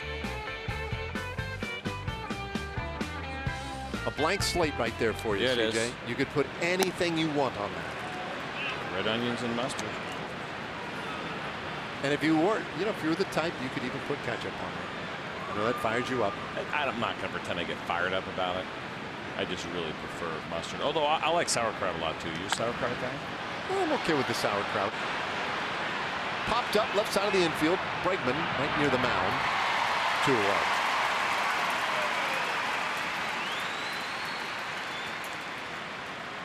Well, pitch count well in check for Garrett Cole, and here comes Nomar Mazara. So a lot of talk about Cole after his first 2 starts, 22 strikeouts. And we showed you some stats earlier about what that meant for him. 6th highest total for your first 2 starts with the team since 1913. When you think of really dynamic starts in terms of strikeouts, one of the great stories ever goes back to Carl Spooner in the mid-50s for the Brooklyn Dodgers. Mazara takes a strike. Carl Spooner, who once pitched for the Fort Worth Cats on his way up the system for the Dodgers, struck out 15 in his big league debut. 7 shutout innings against the Giants, and then in his next start struck out 12 more. And I believe at the time the 15 in his debut was a major league record, since passed. And then 27 in his first 2 starts, the most ever in the first 2 starts in a season for a guy. And then, of course, that was the year Brooklyn, 1954. The year before, they would go on and win their 1 World's Championship in Brooklyn. There was a guy in their minor league system, Sandy Koufax at the time, who knew Spooner to be the best. I mean, Koufax was in awe of Carl Spooner. It would be Koufax the next year as a 19-year-old who would come up and launch his great career. Spooner, meanwhile, came into a spring training game in that 55 spring training and had not properly warmed up, blew out his arm, and was never the same again. 0-2 pitch, swung on and missed, and there is a career high 12 strikeouts for Garrett Cole. He needed just 9 pitches to work to the Rangers in the 6th. Good location on the slider, down and in. Nomar Mazara swings right over the top.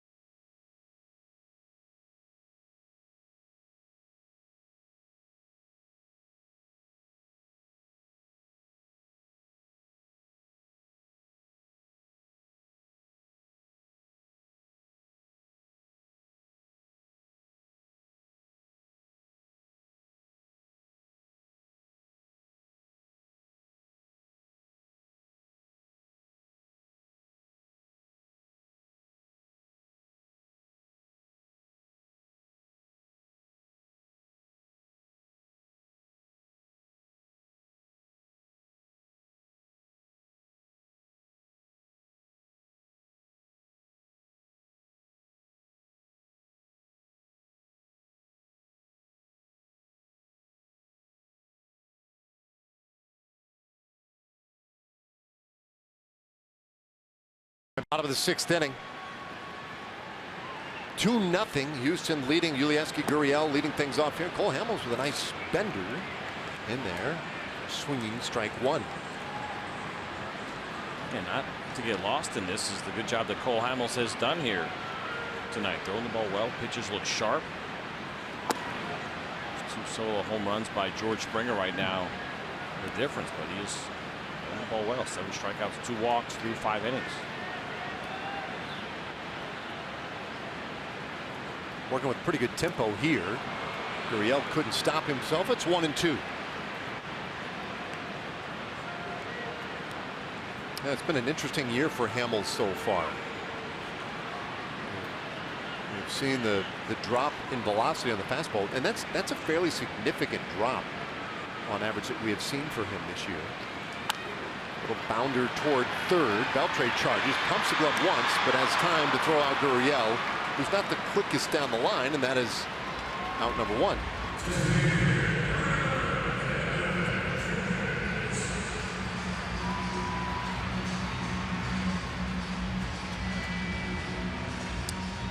Well, you can get the Adrian Beltre 3,000th hit mini bat courtesy of Falcon Tires. First 15,000 fans to the ballpark get to take home the bat and relive this historic moment from last summer. Get your tickets at TexasRangers.com or call 972-RANGERS. So I'm not as concerned, and I know a lot of people have talked about it, and I understand whenever we start to see velocities come down, we get worried. What a play for Beltre. Nice scoop over at first by Ronald Guzman, 2 away. Sorry. That's all right. Adrian Beltre with his greatness and Ronald Guzman getting an opportunity to participate. That is something I will gladly be interrupted for anytime. First of all, great play here by Adrian. We get so used to seeing it. Gets rid of that ball pretty quickly, and a nice job by Guzman scooping it. A couple of shuffles to his right. Quick throw. Still died on him a little bit, and Guzman did a great job of staying with it. A nice clean pick. How about Guzman can say he saved a Hall of Famer from an error. Yeah. But anyway, so with Cole Hamels' fastball, and this is using Brooks Baseball, which is a really good website, a lot of good information there, brooksbaseball.net. They had Cole Hamels' average 4-seam fastball velocity last year, 92.2. And I know I'm breaking a decimal rule, but I'm going to do it for this. The year before, 93.6. So now you're talking about almost a mile and a half from 2016 to 2017. 93.6 has been the highest of any year recorded for Cole Hamels. This year, it's 90.4. So he is a little over 3 miles an hour down from 2 years ago. From last year, he's down less than 2 miles per hour so far on the average 4-seam fastball, about 1.8 miles per hour. So if you go back 2 years, and I can see, okay, well, 3 miles an hour fastball drop in velocity. That, I won't say it's significant, but you keep an eye on it. I think we started to see that decrease a little bit last year. Gonzalez sneaks one through the hole into left field, and the Astros, their left fielder on here in the 6th inning. I think you become more alarmed if Cole Hamels was younger. Cole Hamels didn't have the mileage that he has, the experience. But for me, with Cole Hamels at 34 years old, over 2,400 innings when you look at what he's done in the postseason and the regular season, I'm not all that concerned. He's still very competitive. I think we're seeing him make those adjustments a little bit with some more 2-seam fastballs, cutter usage as we talked about. And as we have seen so far here in 2018, he still knows how to strike hitters out. One's run into McCann for ball 1. So 100 pitches now on the night for him. Yeah, the real work done in the 4th. And most of that work done with 2 outs in the inning. He got the first 2, then a walk, a single, and a long at bat before he finally struck out Marisnik. Yeah, I don't know that it's alarming drop. But I think it's a significant drop. But I also, to your point, you know, you because he is as good as he is, competitive as he is, and has been around long enough and knows the craft well enough, he's been able to work around it quite well, quite effectively so far. This one lined into center, a base hit. Well, Gonzalez is going to try for third. The throw caught off. He'll be in there. The back-to-back 2-out singles.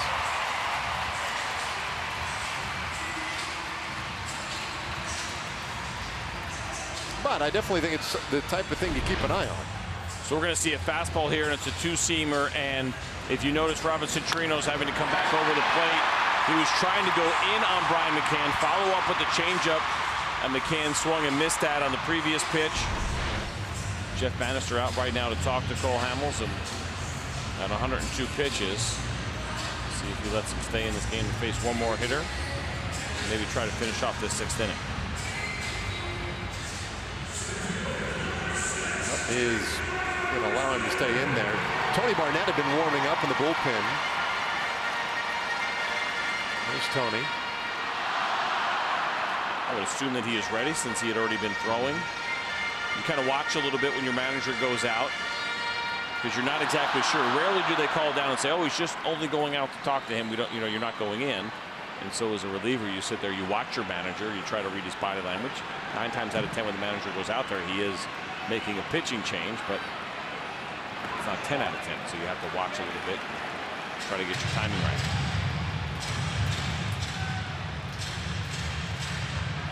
Well, Hamels has taken care of Marisnick twice tonight. The last time, though, in the 4th inning was a long battle. Finally struck him out, but it took 9 pitches to get rid of him. Bounce through third base, but foul. 1-1.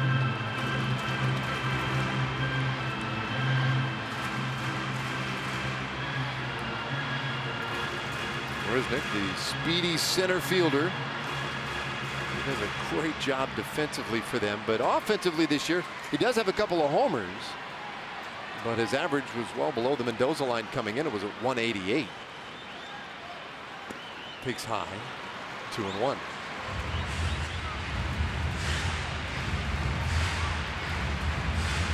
Now, one of the things that marked the great offensive turnaround for Houston last year was their ability to cut down strikeouts from the year prior. This year they're back up again.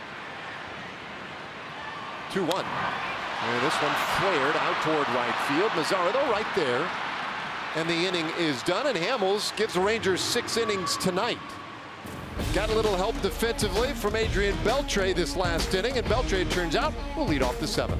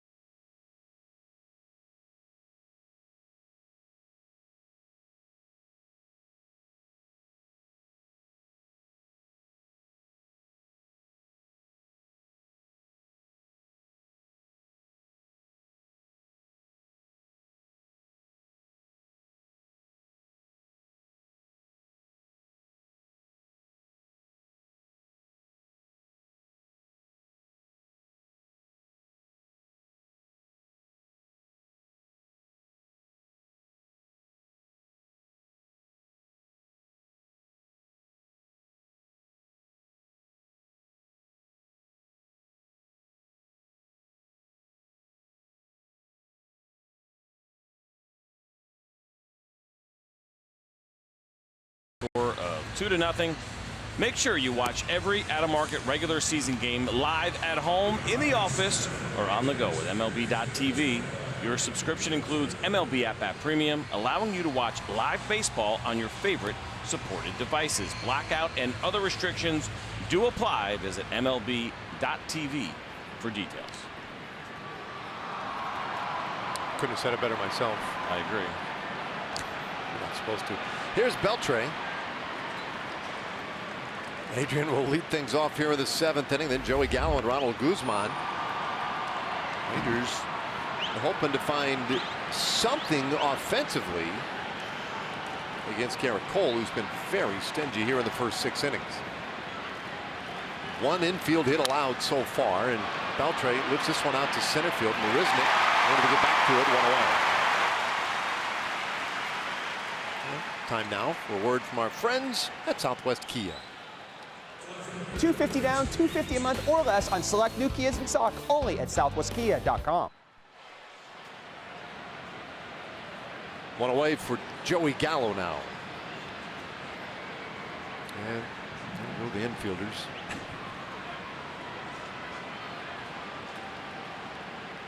Migrating south. Gallo hardly in the batter's box. It's interesting too, as I'm kind of watching this alignment for Joey Gallo and where Garrett Cole is pitching, with Alex Bregman standing kind of right behind him. I wonder if that's... Well, that ball belted high in the air, deep out to center field, and gone! Wow! That was a towering blast by Joey Gallo. The Rangers are on the board. Well, that answers my question. Just kind of wondering if it was a distraction at all with Alex Bregman right back there, as Joey Gallo had called timeout before he got back in the box. But the answer to that is no, and that is a tremendous home run from Joey Gallo. You're going to see it here from the side. Beautiful swing. All the power that Joey Gallo has, and gets a hold of a Garrett Cole pitch. 86-mile-an-hour changeup.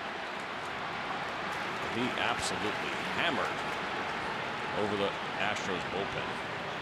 Oh, way out there into that Budweiser deck. As Guzman flares it the other way, and the count 0-2. 108 miles per hour, 428 feet, and the one that you dying to know. Apex 30 degrees. Oh, launch angle. Upstairs to Guzman, 1-2. So a game that has featured 3 solo home runs. Guzman chases one of the dirt, and he strikes out swinging for out number 2. That's 13 strikeouts for Garrett Cole. And this is 2018 baseball, right? Yeah. Let's take a look at this pitch from Garrett Cole. There it is. A changeup. Nice job by Joey Gallo. Let's take a look at some of those StatCast numbers. I mentioned the exit velocity at 108 miles per hour. That distance projected to be 428 feet. And don't forget about one very happy fan out there. Ended up with that Joey Gallo baseball. Ooh, Chirinos got under one and lifts it deep to left field, and that one is gone. 2 homers in the 7th inning, and the Rangers have tied it up. 32,000 strong tonight at Minute Maid Park, stunned.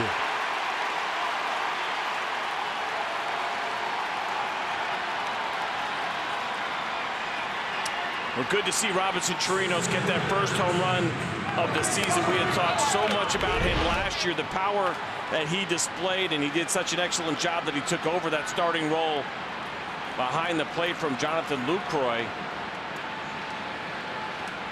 And Robinson getting that first one under his belt. He deserves it.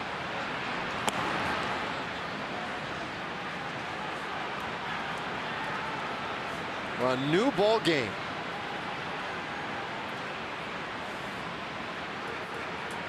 Drew Robinson now. And he takes a strike. It's 1-1. We haven't talked about it much because Garrett Cole has gotten off to such a great start. But one of the questions about him when he came over in that trade was, what do you make of all of a sudden the sudden increase in home runs? And last year for Garrett Cole, he did allow 31 home runs in his 33 starts, and he had an ERA over 4, and there was some concern there. Was he trending in the wrong direction? And through his first 2 starts, and then even through the first 6 innings of this one, he really had kind of answered that question. But an old friend is resurfaced here for Garrett Cole, or maybe an old enemy, because he'd only allowed 1 home run in the 14 innings coming into tonight. Looks like he just took a little bit of it out on that last fastball at 99 miles per hour. Reaching back for a little more here. 2-2 to Drew Robinson. Swing and a miss. Strike three. And he got him on that 99-mile-an-hour heat. But the Rangers have tied it up in the 7th inning. Joey Gallo with a massive blast to center. And Chirinos, 2 batters later, evens the score.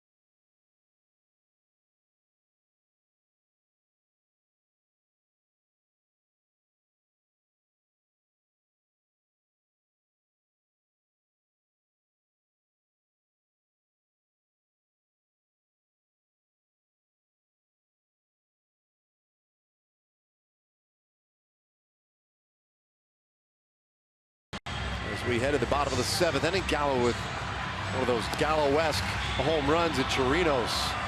Call for one out as well. Now these are fun to watch. It never gets old. There's the changeup, and it was a little bit elevated, and Garrett Cole knew it.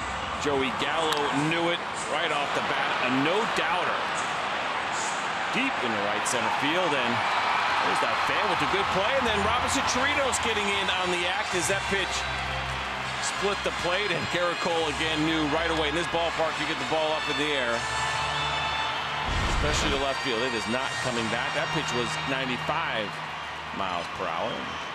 As I was trying to get in before these guys got so rude with all their home runs, it feels like this is where baseball is. 21 strikeouts in this game. Yep. 4 solo home runs. It has been all about the strikeouts and the home runs. Well, Chris Martin has come on to pitch in the 7th inning. Look at the top of the order. There's the pitch arsenal. The fastball is average 94 miles an hour. He's using it 62% of the time. Slider and cutter are the secondary offerings from Chris Martin.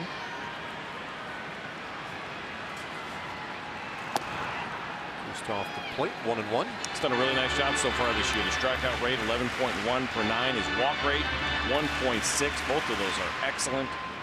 Been more of a fly ball pitcher this year. Fly ball strikeout pitcher, not surprising. The ground ball rate at 31% for Chris Martin. Just misses a little low. It's 2-1. Well, Springer has done the damage tonight for the Astros. The solo home run in the 1st and again in the 5th inning.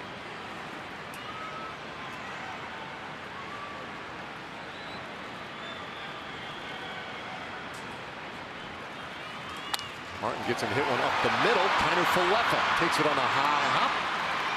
And Springer retired to start the 7th inning. That ball touch Chris Martin. I couldn't tell if he slowed it down, if he deflected it. Big man out there at 6'8". We'll see this ball hit pretty hard right back up the middle, and it did not. Oh, just like a kind of a funky bounce off the mound. It gave Kiner Falefa plenty of time to get to that ball. He's even looking out there a little bit. Yeah. straight up. That bounce helped the bunch. I don't know if that ball would have got up the middle if it stayed low, but it made it a no-brainer once it took that high hop off the pitcher's mound. So 1 out. And now Bregman, who is 0 for 3, reached on a 2-base error in the 3rd inning, and he takes a strike. He had a 4-hit game in Wednesday's loss to the Twins. They lost 9-8 up in Minneapolis, and he had 4 hits in that game, a career high for him. Breaking ball bounced to 3rd. Beltre is right there, and again pumps the glove and throws out Bregman.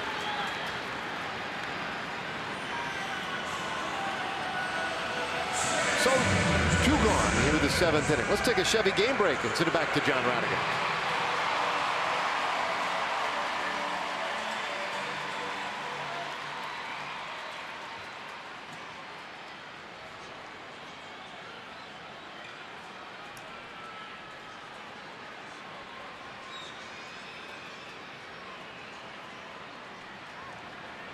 All right, yeah, thanks, John. Here, Martin toils in the 7th inning in relief of Cole Hamels, pitched real well tonight. 2 out, nobody on in a tie game, and his first offering to Altuve, just a little bit up. Cole, when it was all said and done, did throw 106 pitches in those 6 innings of work. 7 strikeouts, 2 walks, and of course the 2 solo home runs. Those are the 2 runs charged to Cole Hamels this season. Altuve bounces this one up the middle and just past a dive by Tanner Falefa. And Altuve is on for the 2nd time tonight.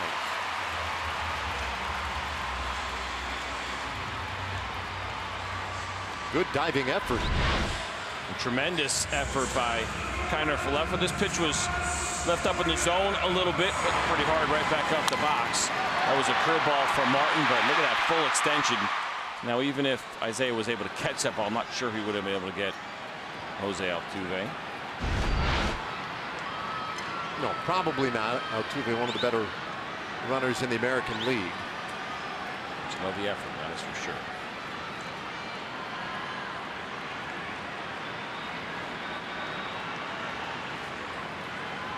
Altuve with 1 steal so far this year takes his lead. Correa backs away from strike 1. Now, do you think Jose Altuve just gets used to this? 6'5". I mean, obviously there's that great shot of him and Judge. Right. Or there's, you know, and listen, he's the MVP, right? He can stick his chest out a little bit. Just won a World Series. Never gets old for me, I gotta tell you. It's fascinating. Well, you know how it is. I mean, you sit in a low-slung car. It looks very interesting to be that close to the street. You sit up high in a car. It looks very interesting to be that high. But at the end of the day, you are whatever size you are. He's used to being around a lot of big dudes, no doubt. Oh, snap throw down to first, and Altuve goes the other way. Whoops. That was pretty interesting. I think Robinson Chirinos essentially saw Jose Altuve so far off of first base. I don't know if this was a delayed steal or if Jose Altuve just decided to take off after he saw Robinson Chirinos make this throw. First of all, a great backhand by Robinson. Let's watch it here. Yeah, oh yeah, there it was, the hesitation. And Jose Altuve started getting out there when he saw the ball in the dirt. And then he just decided to take off, and Robinson thought for sure he had him picked off. Heads up play, and I think, you know, Jose Altuve just didn't want to stand next to Ronald Guzman. Scored a wild pitch. Yeah, that's right. And this one fouled away. Now that's interesting. That's a very interesting wild pitch. And I'm not disagreeing with the scoring decision, but just not something you see every day. The ball was in the dirt, but it was picked clean by Robinson Chirinos, and it wasn't until that throw went down to second that to first that Altuve decided to bust it for second base. That's interesting. So you gotta call something there, right? And you can't just call it a straight stolen base because he didn't straight up steal.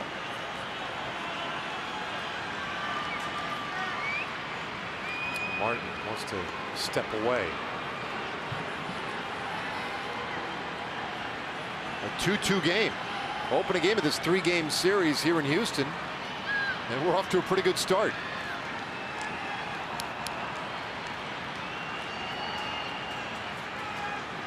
Martin's 1-2. By the way, if this is the end for Garrett Cole, I'm not sure if it is or not. There's been some action in the Astros bullpen, and with 2 outs, that makes you think that Garrett Cole would be done. Those 14 strikeouts, a new career high. We mentioned it. He struck out 12 a couple of different times. See Will Harris down there. Looks like he is getting ready to come into this game. Would you be tempted at all if you were the manager to let him come out? Or would you just go to the bullpen clean? In the dirt. I think based on the fact that you just saw the 2 home runs, I know essentially it went home run, strikeout, and he looked really strong. But I'm probably taking him out at this point. It's 93 pitches, 14 strikeouts. All right, I got a little trivia for you again. Our little guessing games we like to play every now and then. Those 14 strikeouts, most by an Astros pitcher since 2010. You want to take a stab who it was? 2010. That's back when they were a National League team. Yep. I don't think I was paying that close attention to the Astros in those days. Probably not. Not many were. Is it, who was the guy that was here? I can't remember his name. I can picture his face. I won't lie to you and tell you what his name, but I can't think of it. That's probably wrong anyway. Called strike 3. Correa down looking. And Martin gets through a scoreless 7th inning. It was Bud Norris. All right, Isaiah Kiner-Falefa. He'll be leading things off when we come back.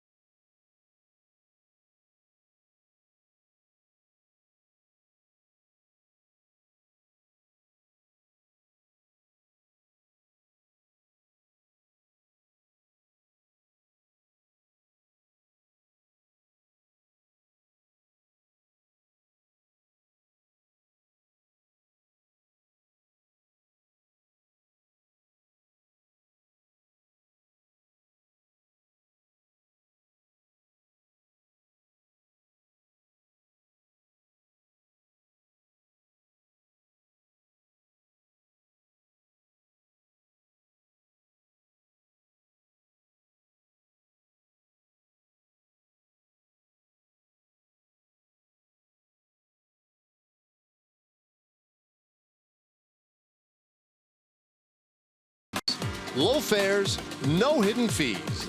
That's transparency. And by Ford.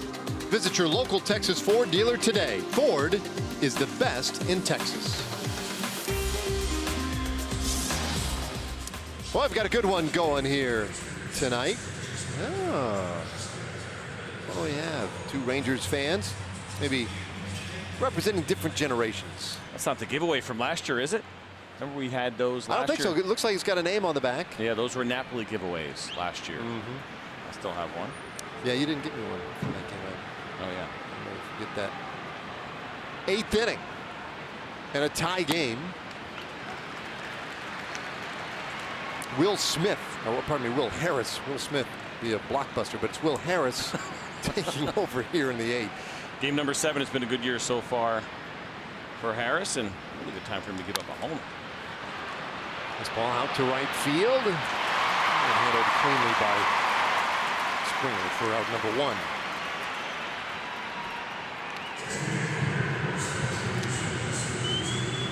So Kiner-Falefa got his first big league hit tonight, but can't get on to start this 8th inning. Shin-Soo Choo stepping in now against Harris.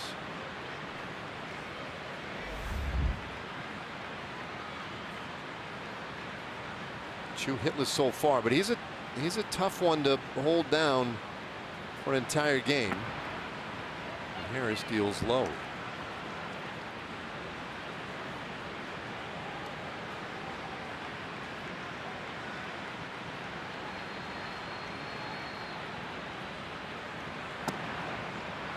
And yanked inside. See that natural cut on the fastball from Will Harris. Let's take a look at our Southwest Airlines bullpen live look. That's Kevin Jepson warming up. The Rangers, it appears that he may be coming on to pitch the bottom of the 8th.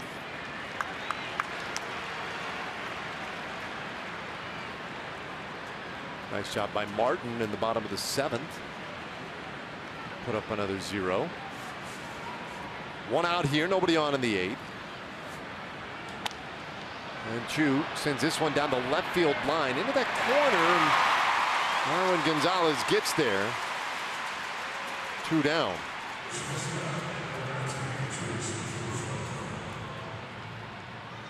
Will Harris, the former All-Star in 2016, 33 years old. Oh, change directions. Mike Minor and Charlie Morton are starters tomorrow. Our Ford probable. Now, pregame starting at 2:30 tomorrow. Game time 3:05. Swing and a miss by Profar. If you're wondering if Will Harris throws all cutters, that is his fastball. Very similar to Brian Shaw, the longtime Cleveland Indians reliever, now with the Colorado Rockies. That is his fastball. Just cuts, cuts, cuts. From 90 to 92 miles an hour. He's got a curveball as well. Profar loops this over the infield, drops in, base hit. So the Rangers have an important base runner now in the 8th inning.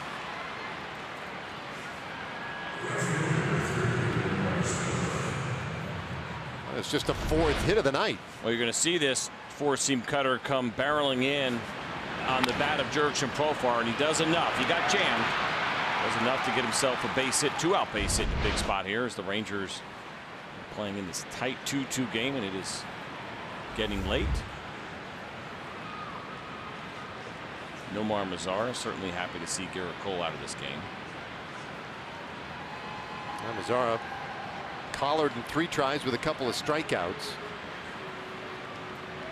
Now, time asked for and granted by Phil Cuzzy.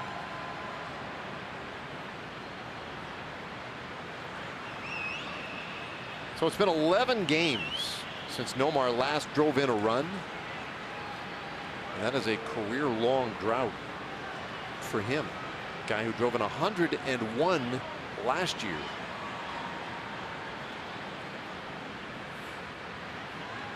He's built a reputation very early in his career as being a great run producer. Got Profar out at first. Pitch that runs a little bit low and in, makes it 1-0. All right, activity for the Astros out there. Davinsky and Joe Smith joining him. Part of that has been opportunities for Nomar Mazara. He's hitting 200 in situations in which runners are in scoring position. We know that RBI stat is one that is so team dependent. He's been big in those spots. He was a year ago. I think as those opportunities increase, I think we'll start to see those numbers come up. Just 3 for 15 so far this year. I mean, that's been a team-wide issue for the Rangers. It's not just Nomar who's had trouble coming up with a big hit. The Rangers have not won a game this year in which they have trailed. Little tapper over the mound, tough play. Mazara sprinting to first, just does get there. What a great and creative scoop play to try and get him. And Mazara really had to lengthen that last stride just to get to first base. Barely beat it. Well, it's great hustle by Nomar Mazara, and this is a difficult play. And at that point, all you can do is scoop that ball. As you see Carlos Correa giving it everything he has, but Nomar is clearly safe.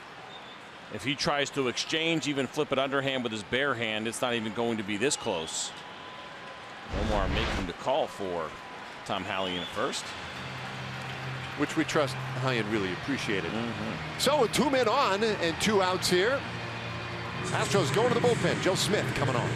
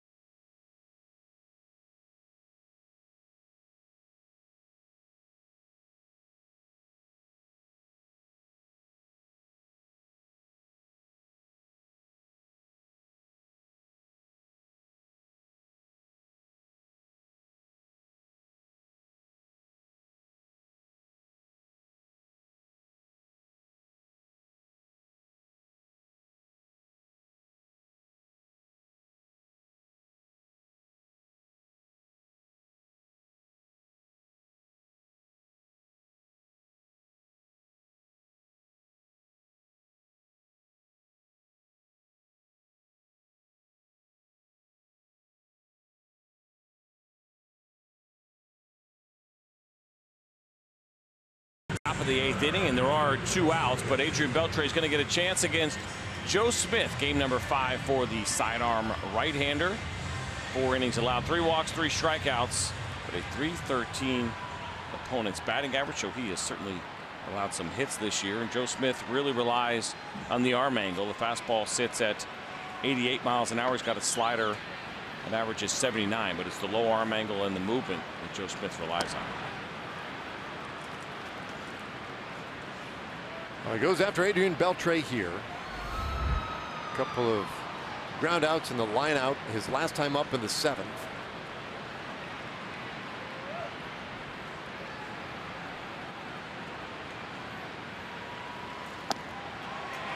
It's a strike 1-1 to Adrian Beltre.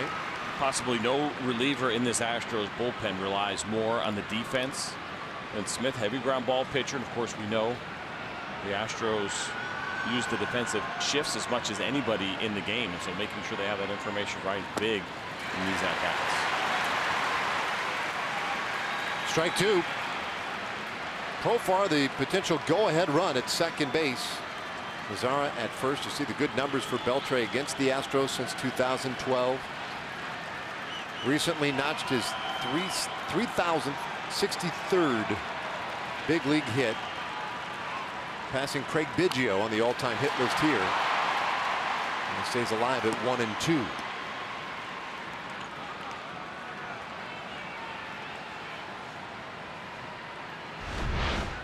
And take a look at this pitch. That 2-seam fastball finishes in off the plate. Joe Smith probably used to seeing that pretty often with right-handed hitters. Try to battle that pitch coming down and in. A lot of hitters will hit the top half of it and end up hitting themselves with the ball.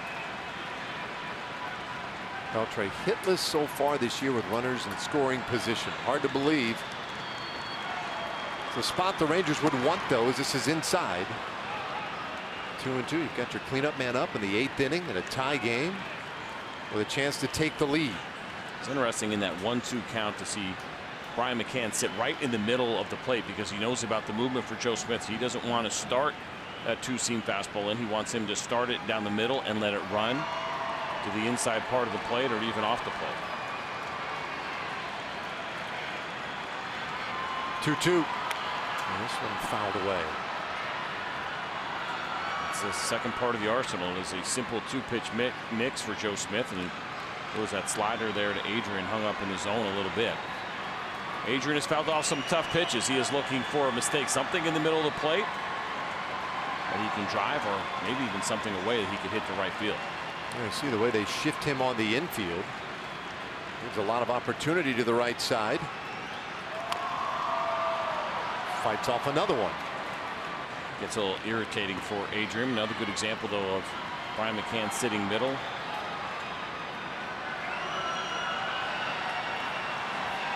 Breaks out his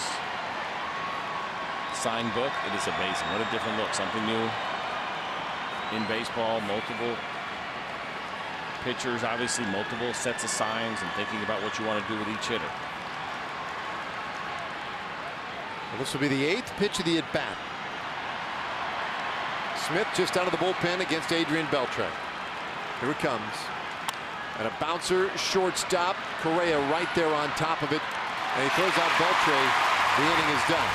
And the Rangers leave a pair in the top of the 8th. This game still tied with a 5, 6, and 7 coming up for Houston.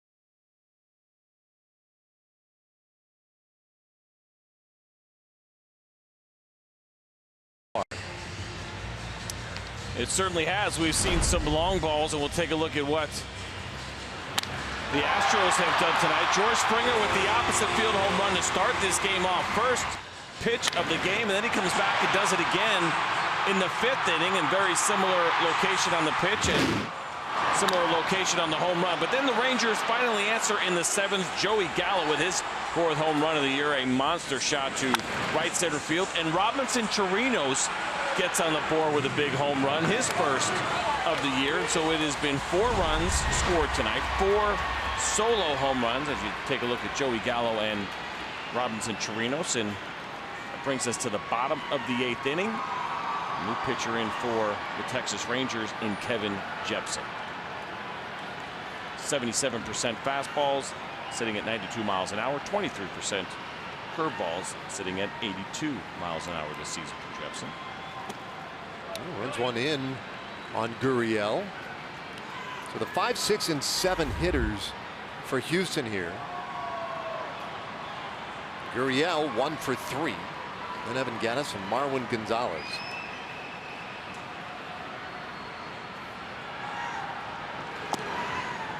Oh, that didn't miss by much.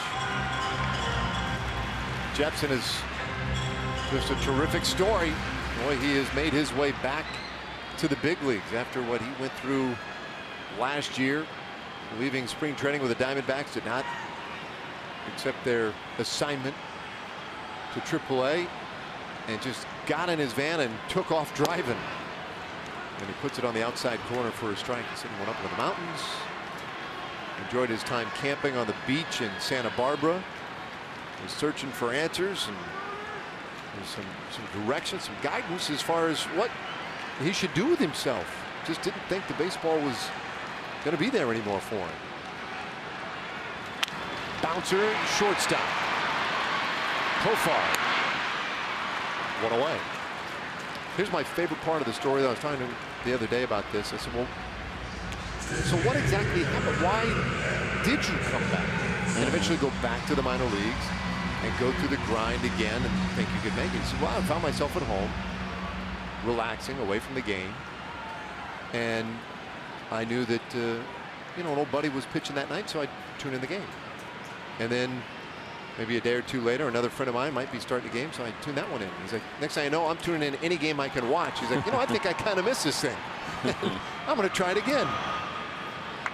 Which I loved. He rekindled that passion for the game. He said, look, man, after like 10 years or whatever, you're grinding it out. You're in the minor leagues. Things aren't working out for you. Every day, every at-bat, every inning is a grind. And then you just can't seem to summon your good stuff. He's like, it just breaks you down. He said, but I got away, realized how much I love it, how much I missed it, and started the fight again. The reality is, I think for a lot of players, they could use that break and that reset, a little bit of perspective if you're going through a time where maybe things aren't going your way, but it's so hard to let go. And it's so hard to do what Kevin Jepsen did. Now, there was no plan there. Well, I'm just going to go away and then come back. But I think a lot of players would tell you. Evan Gattis has a somewhat similar story about disappearing for a little while and coming back. Now, his was prior to having any major league experience. But it's something that a lot of players would be scared to do, to walk away. And then there's a lot of players that do get released and it doesn't work out. I think they might be done. They all miss it. There's not too many former players that aren't going to tell you that they miss or don't miss playing. Getting back and doing the work that's necessary becomes more and more difficult as you get older. Down low, 2-2 to Gattis. Jepsen says the comeback, such that it is for him, is not yet complete. Doesn't feel like he has fully regained everything that he once had. Mechanically, says he still has to think a little bit about some things during the game, which he hopes he can ultimately put behind him as he walks Gattis and puts a big runner on base.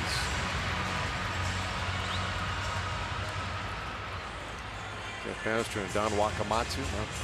See Doug Brocail, pitching coach, slipping in there as well, looking on.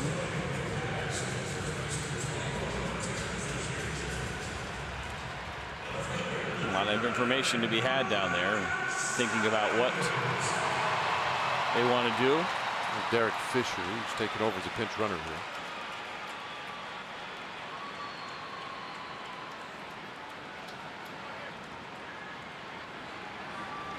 Jake Diekman beginning to get loose for the Rangers, just in case. It's a switch hitter, Marwin Gonzalez. He's a double play candidate if Jepsen can get him to put one on the ground. That might be the only way that Jepsen gets through this inning, with Diekman warming, McCann waiting on deck. Might figure the lefty-lefty matchup would be right there in Jeff Bannister's wheelhouse. And Jepsen has not given a hit up to a lefty yet this year, and he's done an excellent job of keeping the ball on the ground. 50% ground ball rate for him, and he's got 3 double plays turned already. That's second on the entire staff to starting pitcher Cole Hamels. An effort to keep Fisher just a little closer to the bag. That move. Marwin does not run real well.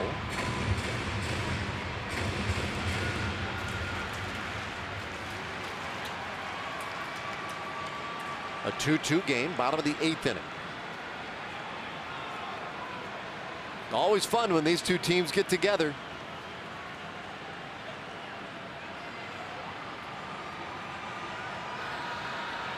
Jepsen with a little quicker toss over that time.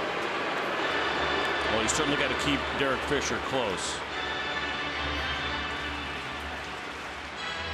You see a huge run. Fisher can run pretty well. 2 stolen bases so far this year, 2 for 2 last year for the Astros in his 53 games. He stole 3 bags, but he was caught 3 times. But the other side of that is, Robinson Trino says you have to throw out a runner this year. He has allowed 7 stolen bases, and it's not always on him, but 7 stolen bases so far in the 7 attempts against him. Fisher, a guy who back in 2015 stole 31 bases in the minor league. 2016 stole 28.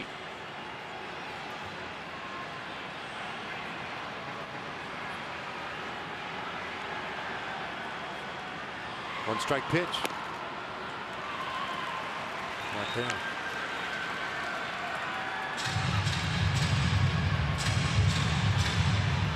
Couple of solo home runs today for George Springer in the first and fifth innings.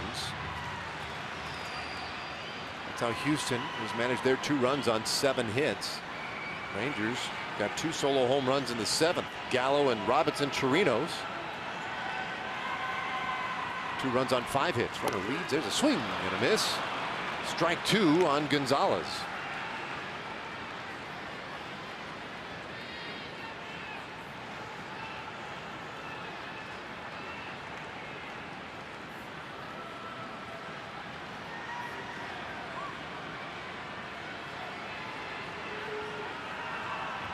Gonzalez, he is the guy who steps out of the box quite a bit. How about this? You know, we talk about pitchers and their pace a lot, and they keep track of that. The guys at Fangraphs now, they keep track of hitters as well. Gonzalez takes more time between pitches than any other hitter in Major League Baseball. Runner goes, line shot center field. Boy, Robinson was so deep, and it skipped past him. Oh boy, Fisher is in. Gonzalez heads to third, and he'll be in there easily. Houston has taken a 3-2 lead.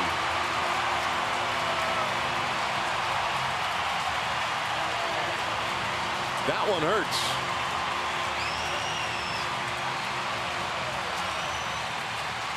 And you can see the reaction from Drew Robinson. He knows what happens here, and there really was no play to be had. Derek Fisher was going to get to third base really easily as this ball was hit pretty hard to center field. He paused for a second, but there was going to be no play. But on that second bounce, let's see if Drew Robinson picked up his head. He didn't. He had his head down. He just misplayed it. This ball rolled for a while, which allowed Gonzalez to get all the way to third base. Base hit, a 2-base error, no RBI for Marwin Gonzalez, but Houston with a 3-2 lead, and Jeff Bannister back out to his bullpen. It's a 1-run game, 8th inning.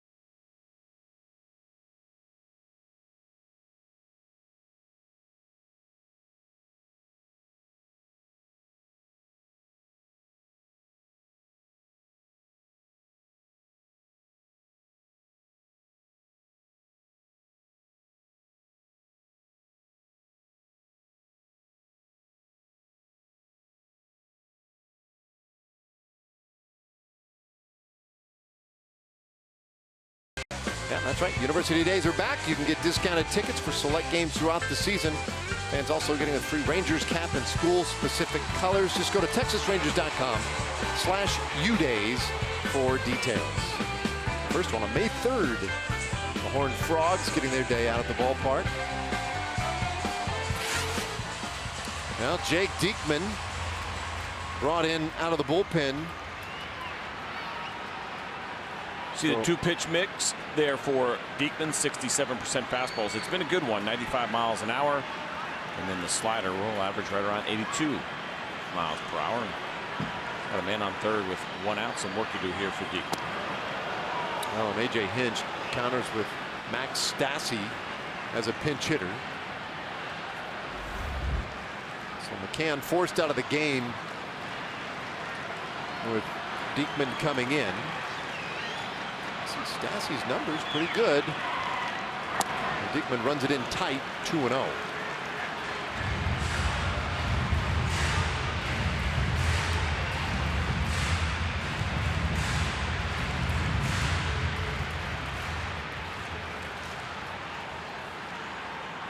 Gonzalez at third base.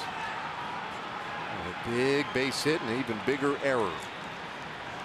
He's given Houston the lead. They put the pressure on the Rangers defense now. The 2-0 pitch, ground ball, third base. Beltre wants to come to the plate and eventually does. And Gonzalez in a run down. Beltre running him back toward home. And they finally get him. Stassi gets to second. Well, that was a weird run down. 5-2-5 the put out. Yeah, this was a strange one here, and you're going to see, first of all, Adrian make a nice play, and he's kind of moving his feet and fake throwing, and then Marwin Gonzalez trying to get into that rundown and kind of guessing where the ball is at that point. You see the pump fake there from Adrian, and at this point, once Gonzalez knows that he's dead, he wants to make sure that he stays in this rundown long enough for Stassi to be able to get to second base. At least you have one runner remaining in scoring position, and that was obviously a play in which the Astros were going on contact. Started to look like a dizzy bat race there for a moment. Now Marisnik, and he takes ball one. So Stassi out there at second. Marisnik hitless so far in 3 tries tonight.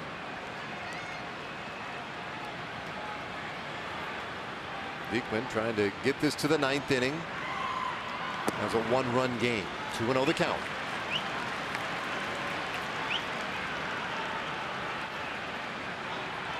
Doug McHale quickly up out of the dugout and jogging out to the mound. They may want to have a discussion here as far as how they want to treat Jake Marisnik. He's 3 for 10 off lefties so far this year. You do have the open base with the right-hander Springer on deck. If they wanted to have the Kella Springer matchup, be a little bit more careful if they like that matchup better than they like the Diekman Marisnik matchup. Although Jake Diekman, with the kind of stuff that he has, he is certainly good against both lefties and righties when he is on. They probably want to make sure that they're clear on exactly how they want to treat this, whether they want to be careful and try to get Marisnik to chase some pitches out of the zone, or worst case scenario, you walk him and start over. Most likely with Kella and Springer. That's all part of that conversation.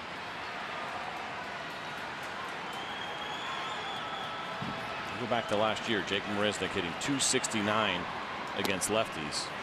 Get back to a slider there, but just .215 against right-handed pitching. Johnny Kella. Looks like he's ready to go out there if needed. 2-1 to Marisnik. Swing and a miss.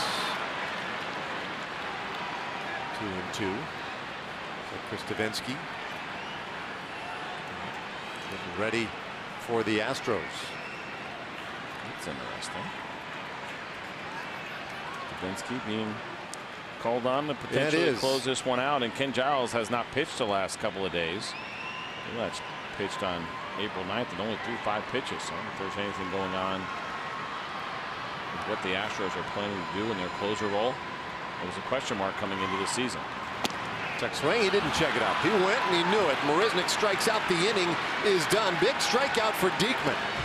Gives the Rangers a chance now in the 9th inning. Joey Gallo, Ronald Guzman, and Robinson Chirinos coming up.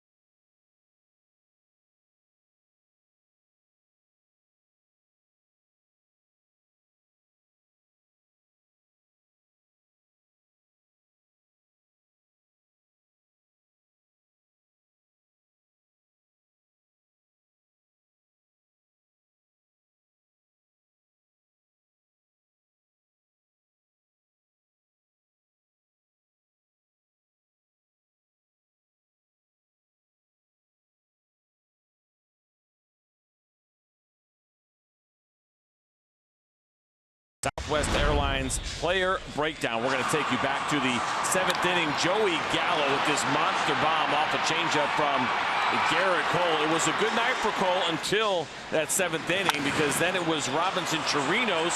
2 batters later, he follows. It's his first home run of the year. And the 2 solo home runs for the Rangers represent their offense for the night. Of course, on the flip side, the Astros had a couple of solo home runs as well, and scored one in the bottom of the 8th to give Chris Davinsky an opportunity to close this one out. It's been a good year for him so far in his 6 innings worth of work. 7 strikeouts to just 1 walk, but he has allowed a home run. Good time for number 2 right here. Well, he gets a strike to start things off. Max Stassi stays in the game at catcher.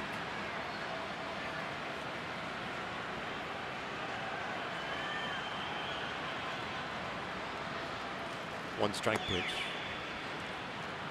That'll even it up.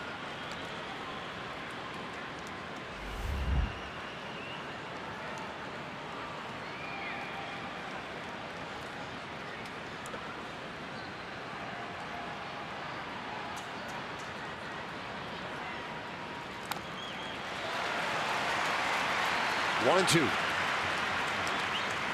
Davinsky has that unusual delivery where kind of like that fadeaway jumper. He's falling backward toward first. I mean, it looks like he's going to just topple right over. It's not what you teach, but it's certainly something that has been very effective for him. He stands all the way on the first base side of the pitching rubber as well, but he's got a good fastball, 94 miles an hour, and slider and changeup pretty good too. Well, he rushes that one past Gallo. Strikeout to start the ninth.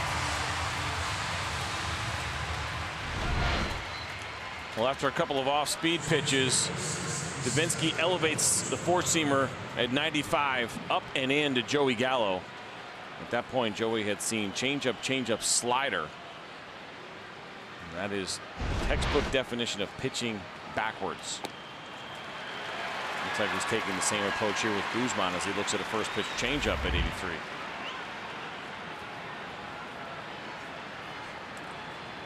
Guzman, a walk today. This is his big league debut. A big swing and a miss. So still looking for that first major league hit. Wouldn't it be something if he could come up with a big one here in the ninth inning? A one-run game. Davinsky working quickly. And there's a swing, and that one lined out to right field, a base hit. So there you go, Ronald Guzman, your first big league hit. And you are the potential tying run of the ninth. That's great timing, and he did it on a good pitch from a good pitcher in a huge spot.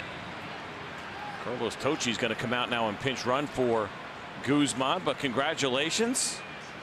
Ronald Guzman, Isaiah Kiner-Falefa. Their first big league starts, and they both get base hits in this one. Ryan Oh, Rua, I'm sorry. pinch runner. I thought I saw Tocci coming out there. My apologies. None needed.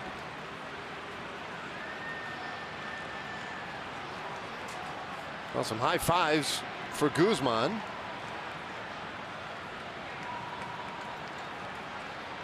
One out. Remember, Chirinos belted one out of here in the seventh inning.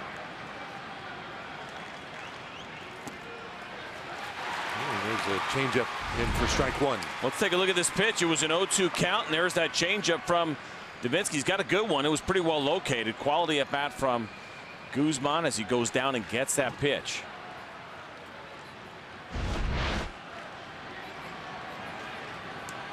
Rua with a modest lead at first, but they will check on him anyway.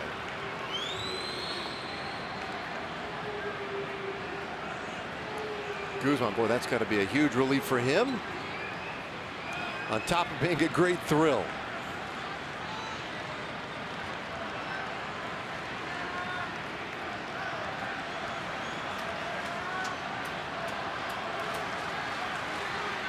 Oh, that one got him.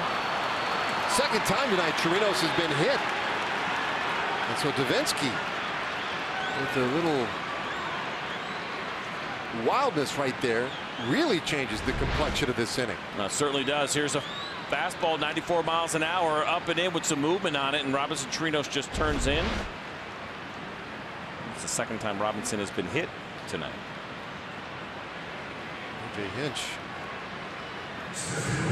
taking a look at his lineup card there, and of course again did not go to his closer Ken Giles here, went to Chris Davinsky instead. And now the situation getting a little hot here.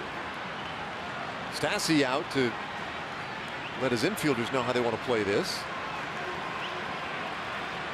And Giles hasn't blown any saves this year, hasn't allowed any home runs. I mentioned he last pitched on April 9th, so it's been a couple of days. He had a third of an inning save at Minnesota. Ball one to Drew Robinson. He's had a hat trick tonight, the 0 for 3. The 3 strikeouts.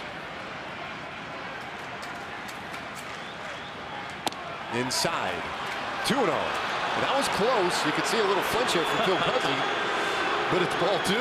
And Drew Robinson looked back there a little bit just to make sure this wasn't called a strike. He had one called against him away earlier in this game. That was a ball called a strike, and he eventually ended up striking out in that at bat. He's got 3 of them tonight. 2-1 the count. Now Robinson has faced Davinsky on 2 different occasions. Once he walked, the other time he homered.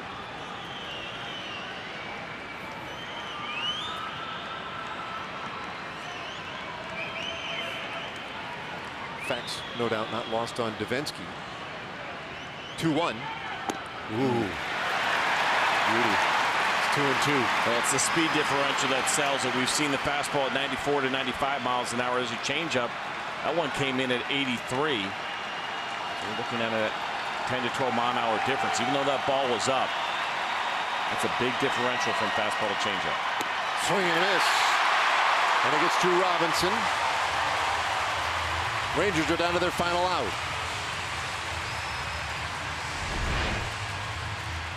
Well, after the changeup in the same spot, the fastball comes in at 95. And that is Davinsky's strength. Throttling hitters, slow to fast. Difficult to time. He does a nice job of making that changeup look good. And the fastball, even though it said 95, that came in looking a lot harder to Robinson.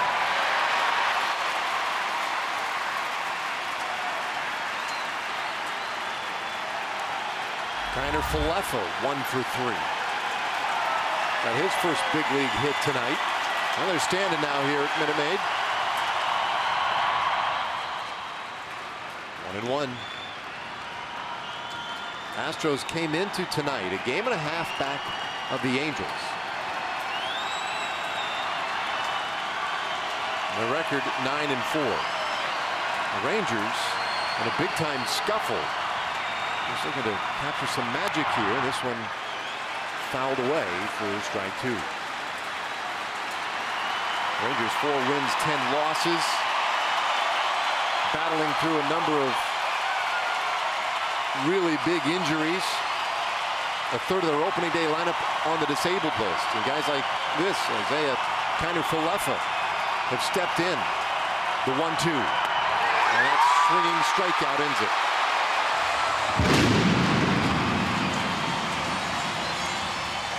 Well, the Rangers, to their credit, had come back to tie it in the 7th with solo shots, but couldn't get it done in the 9th. Hardest fastball of the night from Davinsky, 97 miles an hour up out of the zone. And a rough one here for the Rangers. They pitch well, a couple of solo home runs, but when it was all said and done, it was the Astros on top. I score a 3-2. Well, tough way to start this series, but we'll be back at it again tomorrow afternoon. For now, John Radigan, Tom Grieve, and David